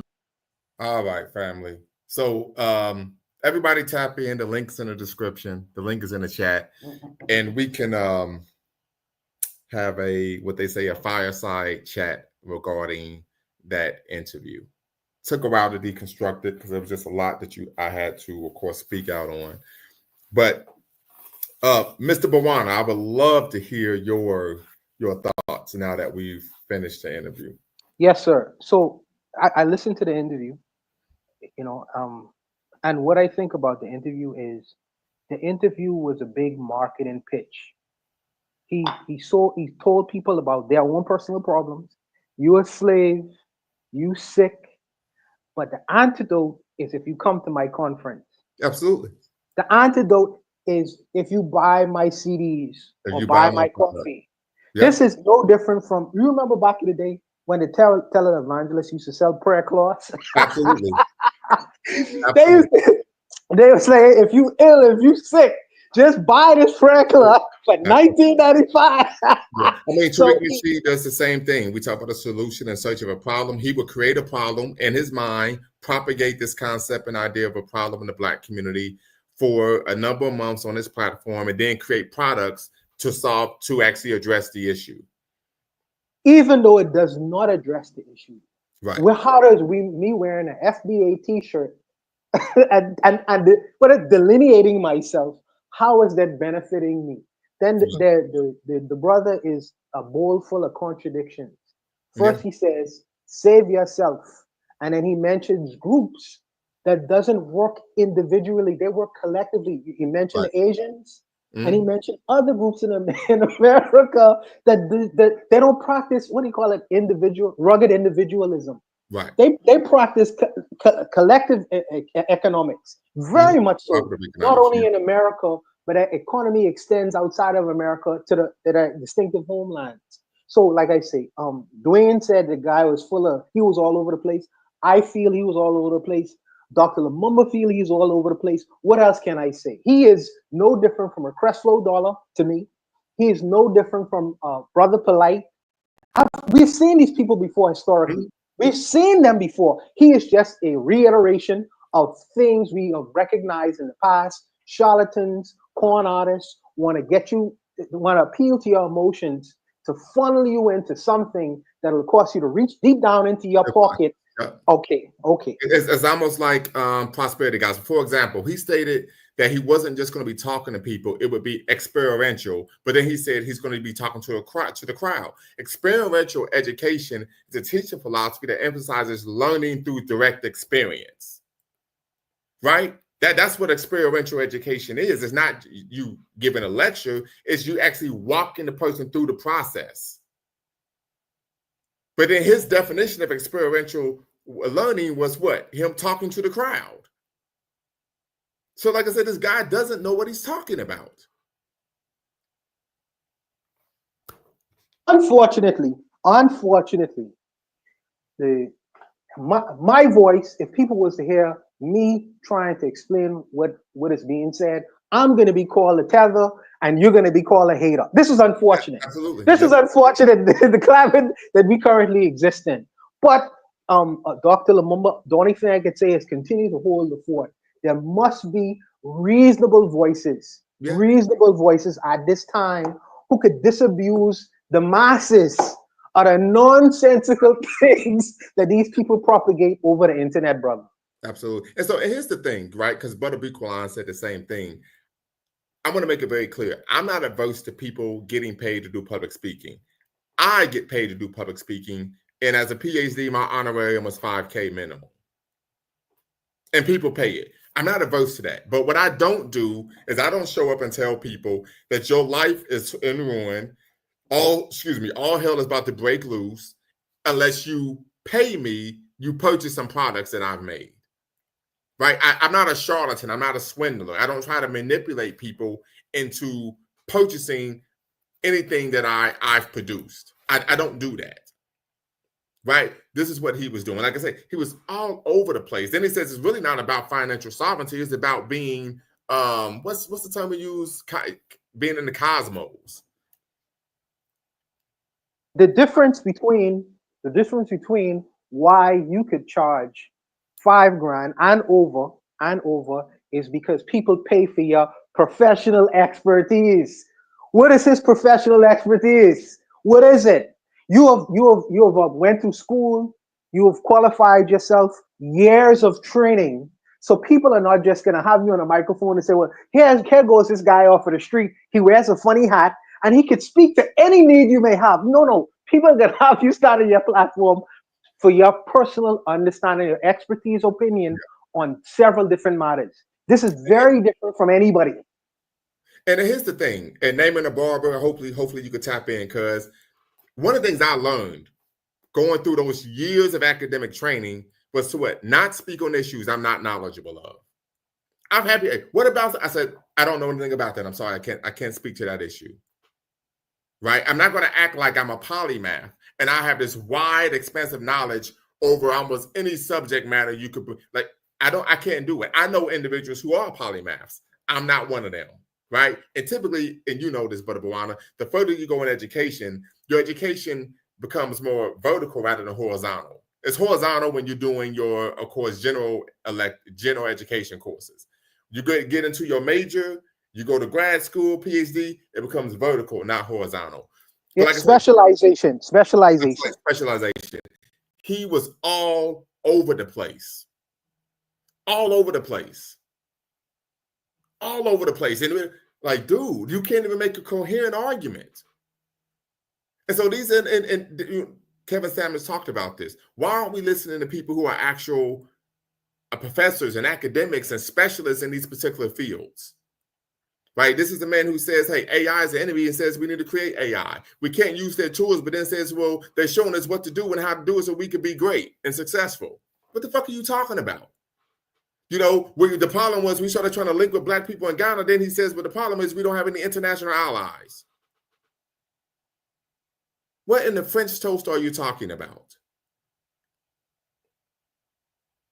I think it's unfortunate. I personally think it's unfortunate because, like you say, you are a critical thinker, and unfortunately, we are trying to create a situation where many of our people should be as well. Unfortunately, you know the reality of that is. We fighting against the tides. Yeah, absolutely. And Naaman the Barber says their whole doctrine is money driven and prioritizing a brand. Facts. Not creating solutions for real issues. I would agree 100%. 100%. And the reason why I can say that, because, you know, I've been in the community, I've done the work, right? I was part of the initiative that helped create the Gem City Market. So we was able to address food apartheid in West Dayton, Ohio. We brought a full service grocery store to West Dayton, and it's an actual cooperative grocery store, right? So it's like, yo, man, like, come on, stop it. Right? So we have some real problems. LMA, go right ahead, brother. Hey, brother, can you hear me okay? Yes, I can. Okay. Yeah. I was listening to you in the background, and, you know, this is so disheartening that our people continuously fall for these charlatans. And I was just thinking about it. Like, I don't know if you heard of Jay Morrison. I'm familiar with Jay Morrison. Yes, I am. Yeah. There was Jay Morrison, and even Brother Bawani, you know, he brought up, you know, Brother Polite. I think what's the guy's name? Zekiah York? Malachi York. Yeah. There was another one.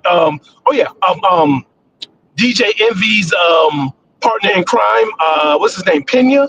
All of these guys are either doing jail time, went into bankruptcy, or, you know, just completely found out to be frauds. And like, no one has like turned on the Breakfast Club and said, hey, how come every person that comes onto your platform and that you're putting in front of us is going to jail, going bankrupt, molesting children, you know? And it's like, you know, going back to what Brother Balani, I'm sorry, I pronounced your name wrong, brother. What was your name again?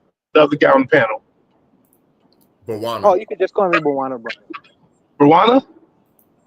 Yeah. Yeah, Bawana, yeah. Sorry about that, brother. But there's no journalistic integrity. And I want to say at one point, the Breakfast Club, they had like a little controversy because they had the one comedian, Just Hilarious, whatever, you know, she's a comedian. And then they kind of put her, they got a actual journalist, or at least she went to journalist school or whatever. And she was a little bit more squared away, a little bit more professional. Right. But I'm like, but she wasn't on this panel. But they ended up even having an issue. Say again? They end up having an issue. Yeah, exactly. And it's just like, at some point, you know, I can understand like a charlatan coming across, you know, the community once every 10 years or so, and then we get caught up on it, right? Because, you know, they're saying a sucker's born every second, every day. There's a sucker being born. You know, that goes to saying that, you know, old tricks aren't going to work on the same people. That's why you need the younger people, basically, like you're talking about with the Christian fascists, you know, going to college campuses. You know, they don't want to go up against the professors because they know all the tricks. You got to go up against the young people. But at some point, you know, and it makes sense that, you know, we all got when we was younger. You know what I'm saying? Some smooth talking, scam artists got us, right? But you're going to get me once. You know what I'm saying? You're not going to get me twice, 3 times, 4 times. But at some point, it's just like, okay, guys, how many times are we going to watch this network and see these people talking to? I mean, you could literally do a side by side between this guy, 19 Keys, and Jay Morrison, and they talk, and it's almost like a splitting image. They both, tugging on your emotions, evoking, the civil rights and our trauma, our past trauma, and then trying to sell you on some bullshit. And there's no sense of, them. What's what I'm looking for? Seeking professional advice, professional consultants. There's no transparency. Was it Jay Morris? He took these people to the cleaners. I'm talking about he lost. They were saying that he lost. How much did they invest in him? It was crazy amount, like 50 million or some crazy amount. Don't quote me on the amount. But he ended up losing money in the hottest real estate, the biggest bull run in real estate in like the last 50 years. He lost money. You know what I'm saying? Like, you have to be a special kind of idiot to lose money in the biggest bull run in America, And it's just like, people, it was like, it's like almost with anything, like, when they say like the apology needs to be as big as the insult, like they'll put this guy on, they'll promote him, they'll give him a big, platform or whatever, let him talk for an hour. But then when people are losing all of their money, then it's just like, they just move on to the next, and like no one calls them out on it. I'm just like, to me, that's the most discerning. Concerning part. It's just that we just keep. This is like within like the last 5 years we've gone through these people, and like no one's like picking up on it. Like, hey, these are the telltale signs that you're being scammed. How do we go from Brother Polite to Jay Morris to 19 Keys and no one's saying anything? I don't get it. This is I don't know. This is why we need platforms like this to really fight against this type of disinformation. Because this is, at some point, man, we got to just say, you know what? I'm boycotting. Instead of boycotting Target, we need to boycott the Breakfast Club. That's what we need to boycott. Defender of Logic says, would you be willing to take up his offer of having different opinions on his platform? That could be a way to counter the half-truths. Absolutely. I'm actually going to reach out to him tomorrow and send a message and see if, we can actually make that a reality. Right. And I would just be quite honest with you. I would be, I doubt it would happen. Right. Typically, when I reach out to people and they kind of realize, hey, who I am and what I'm about, they tend to run away. So yeah, that tends to be an issue. But I'm going to reach out. I'm going to reach out and see if I could interview him, at least interview him on my platform regarding some of the half-truths he made. But yeah, this is something that takes place. But I think it also speaks to the fact that, as we know in our community, our people are oftentimes easily manipulated due to the lack of critical thinking. And I think individuals understand that. I think people understand that there's a cottage industry made in black pseudo consciousness, right? And oftentimes what happens is individuals will claim to be esoteric, right? So they will act as if, or claim that they have some type of knowledge about some type of entity, concept, or idea that most people aren't privy to. And that's why you should listen to me, right? But at the end of the day, it comes down to what? Simply, pay me, right? And as a result, somehow your life will be better. So yeah, it's something to be concerned with. But like I said, the biggest issue was when my student came to me and said, listen, I checked this guy out, he's pretty deep, and I said, man, and I started listening. I said, man, this guy's all over the place. He don't know what the French toast she's talking about, right? And so I'm going to reach out. I'm going to send a message via Instagram, try to get his email, send a message via email, the whole nine, and try to actually bring him on the platform and have that conversation. Right. Good luck. Good luck. You are right here at Lumumba Speaks. Because you know me, when I bring people on, I provide an example. I need you to substantiate that claim. When I had the sister on probably about 2 weeks ago, when she made the claim in her article in her book chapter that Black women made more money than Black men on average, I said, well, that's the Bureau of Labor belies that fact. I said, what do you say to that? Right? You're making a claim that's averse to facts, that's rooted in anti-Black misandry and the concept that Black men are socially incompetent. Right? I do that with people. Like, hey, you make a claim, you better be able to back it up. Because this is Dr. Lumumba, that will go against his bottom line, brother. He doesn't want to go on a show that he's going to get unraveled. His statements are going to be made to look like ridiculous and not non-logical. It may be played for his audiences, and his pockets may become a little bit lighter. He's not interested in having a conversation with you, bro.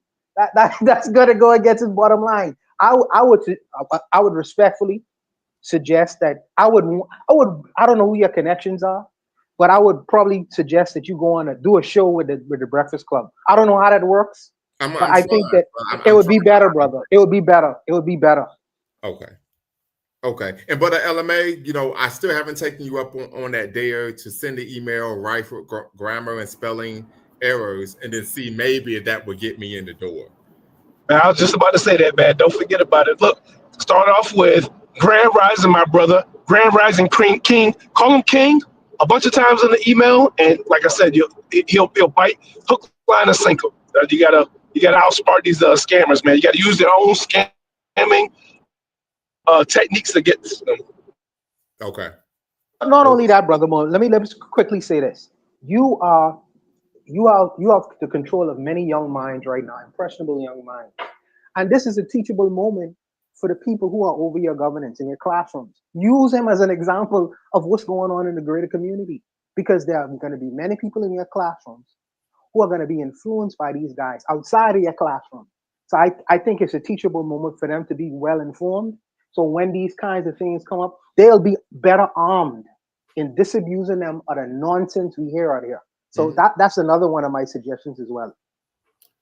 Right. I think that's a great point. I think, and I have done that, right? I have done that in the classroom. I always do that. I make sure that, I provide these type of examples of these are individuals who are charlatans. These are individuals who are really scamming. They're providing factual information with a lot of misinformation to promote whatever their goal or objective is. And typically that objective is to make money for you to buy a product from them.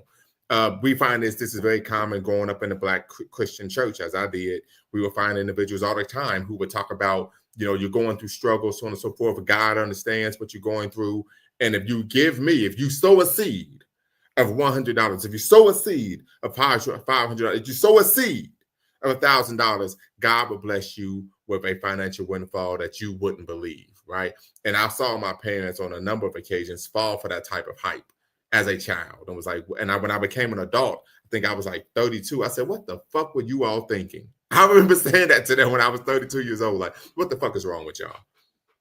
And so we find that individuals, unfortunately, for a multitude of reasons, are susceptible to this type of grift, right? We saw this once again. Someone said with Malachi York, with what Brother Polite, with one Umar Johnson, with a Tariq Nasheed. What's the sister who's over the ADOS?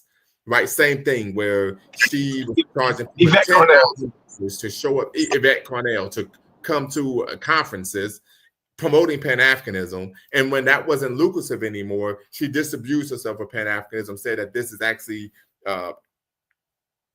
Pan-Africanism was a hindrance to what Black people developing the political, social, and economic viability needed and necessary to be a free, proud, and productive people in the United States, good old US of A.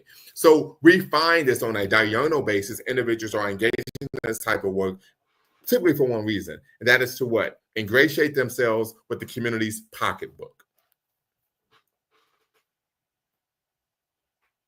Yes, sir. So in my conclusion, I would say thank you, Dr. Lumumba, for elucidating so many different things. And I wasn't really aware of this particular gentleman, but thank you for at least helping your audience understand who these charlatans are, and doing your best to put out the fires. I know it's difficult, brother, but we depend on you to put out these intellectual fires and put right where it's right is supposed to be. So continue to do what you're doing. To the other brother, respect to you. I'm out, man. Good night to your brothers. Peace, brother. No doubt. Yes, Yvette was at one point a supporter of Pan-Africanism. Absolutely. Absolutely, she was. Yes. So once again, that's news to me, guys. I'm sorry. Go ahead, LMA. I didn't hear what you said.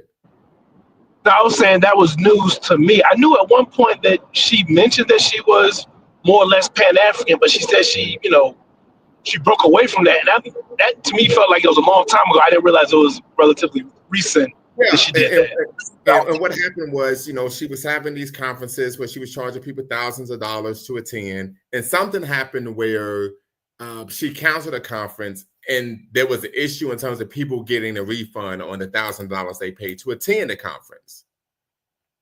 And that's when there was a pivot that was made around that time. I'm not saying that's wholly and completely the reason, but it was around that time that there was a pivot and turn away from Pan-Africanism.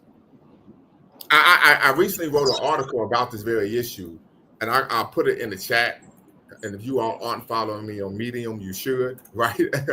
It's titled, "I'm Blacker Than You, Examining the Rise of FBA and ADOS Movement." So I'm going to put the friend link in the chat so you all can read the article for free, because I'm not trying to, make a bag off for you all. But it's titled, "I'm Blacker Than You, Examining the Rise of the FBA and ADOS Movements." And I discuss in here, one of the issues we find was, of course, these movements are promoted by people who at one point promoted Pan-African for monetary gain until it was no longer useful to do so. Yeah. So this is something to, of course, consider. Also, we talk about the Nation of Islam. Like I said, we have a... Go right ahead, LMA. So I would make this point. The brother oftentimes spoke glowingly about to run a scam, and some of these guys actually believe it. Like there's a that thinks that 19 Keys actually believes what he's saying. Like there's some people that just lying, like like a Tariq Nasheed, like he's just like he doesn't believe this at all. But like, right. and it's so sad that you have people who just think so little of their people that they would not, you understand what I'm saying? It's almost like, back in the day, way back in the day, even the drug dealers had a code amongst themselves that they wouldn't sell to children. You know what I'm saying? And then that broke down, and now it's just like, it just feels like at some point, there should be something that's, some code of conduct, some sense of, community that would say, hey, I'm not going to use this line of lying, to make ends meet. And that's just, Absolutely. Yeah, and the answer to Mr. K's question, I didn't follow her much, but I know it was around the time where she was aligned with Dr. Boyce Watkins. So I do know that much. This was during the time where she was aligned, with Dr. Boyce Watkins. But I also want to speak to a point. The brother once again spoke glowingly about Elijah Muhammad and the Nation of Islam. So I'm reading from, of course, Inside the Nation of Islam, right? A historical and personal testimony by a Black Muslim by Dr. Vilbert L. White Jr. He talks about on page 74 that the ultimate way to show one's allegiance to the nation was through financial donations. This was the most dangerous and devastating. Potential and standing leaders were expected to give financial assistance to the nation despite the hardship it may have on a family. The nation held fund drives at least 4 times a year. Mosque leaders, as well as registered Muslims, were expected to give 1,000 or more to the campaigns.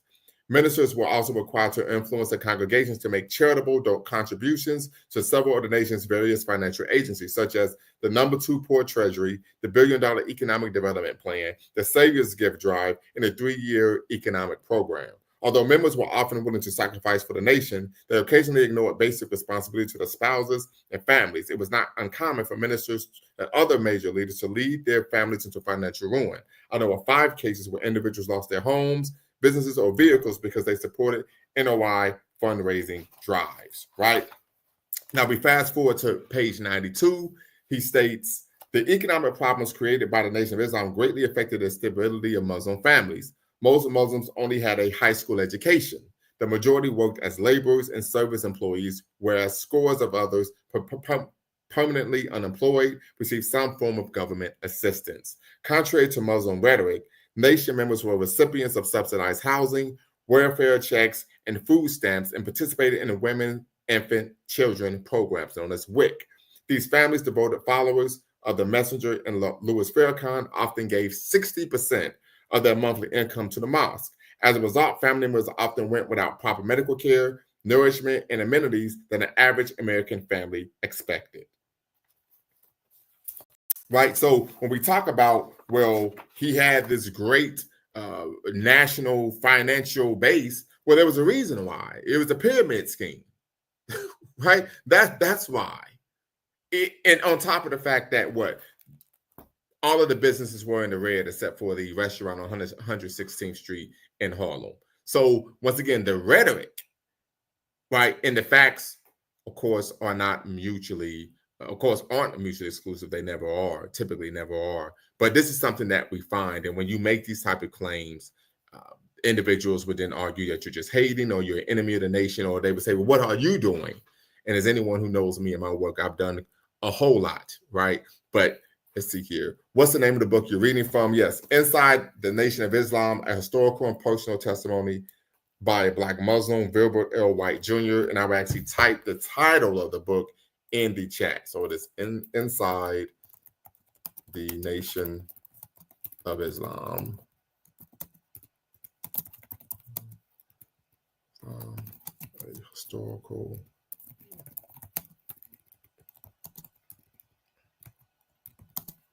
and personal testimony by a Black Muslim,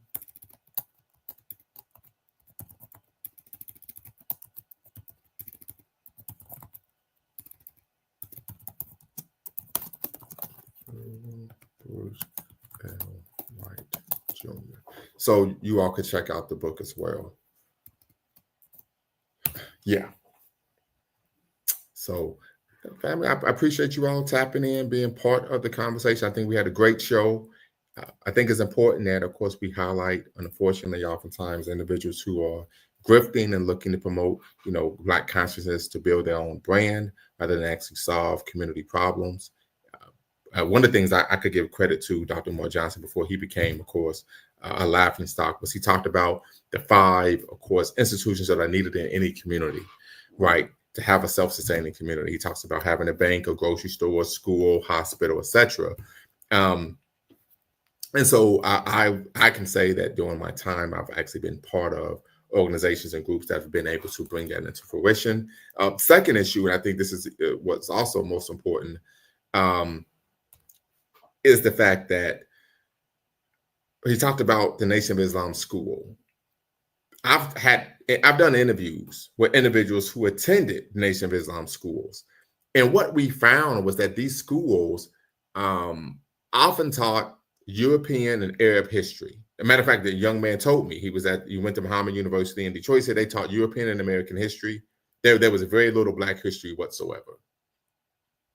So we see, once again, even in these institutions, miseducation is being promoted, right? But oftentimes there's a lot of rhetoric. But as I stated before, if you ever get a chance, please purchase this book, The Supreme Wisdom Lessons. The rhetoric is militant. The teachings are anything but. So just be conscious of that, family. Just be conscious of that. Until next time, family. So matter of fact, LMA, you got any last words before I tap out for the evening? No, but yeah. No, thank you for this program. Like I said, you're doing a lot of great work. We need this, like the brother said, we need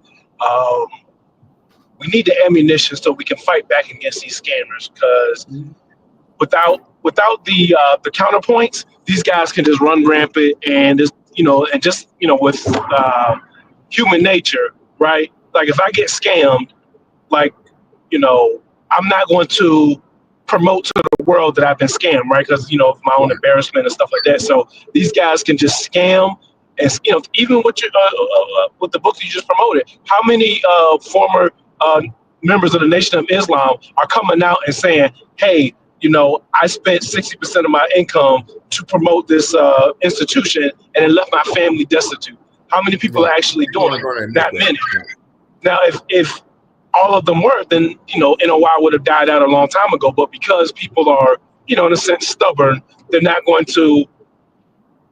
When they're in the scam, I had a cousin of mine, years ago. He was posting on Facebook, hey, reach out to me and I can show you how to, turn $200 into $200,000. You promote, doing the money fan, the dollar bill fan on Facebook.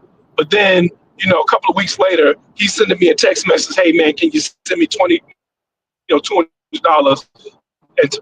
until next week? I'm like, bro, you were just doing the money fan on Facebook, So then, obviously that kind of just fell away. And whatever he was doing, he got caught up in. He just stopped, promoting that. He never came out and said, hey, I was, got caught in the scam. So I may have told you guys some incorrect information. He's not going to tell you that. He's not going to say, hey, don't go with this guy. If this guy comes up to you asking you for money, nor he's not going to say that, right? So we need information like this so that people can get the, almost, you're acting almost like a vaccine, right? You get the vaccine. So if you ever come in contact with the pathogen, your body will have the immune system to fight off. So this is definitely what we need. So I thank you for that. Absolutely. Yeah. So please, family, like, share, subscribe, hit the thumbs up button and the notification bell. Y'all know who it is. It's Dr. Bakari K. Lumumba, LumumbaSpeaks.com. Till next time, family, y'all know what to do. Always bet on Black. Peace. Before you go, make sure you hit the subscribe and like button. Thank you for supporting the channel. And remember, here at Lumumba Speaks, we always bet on Black. Peace.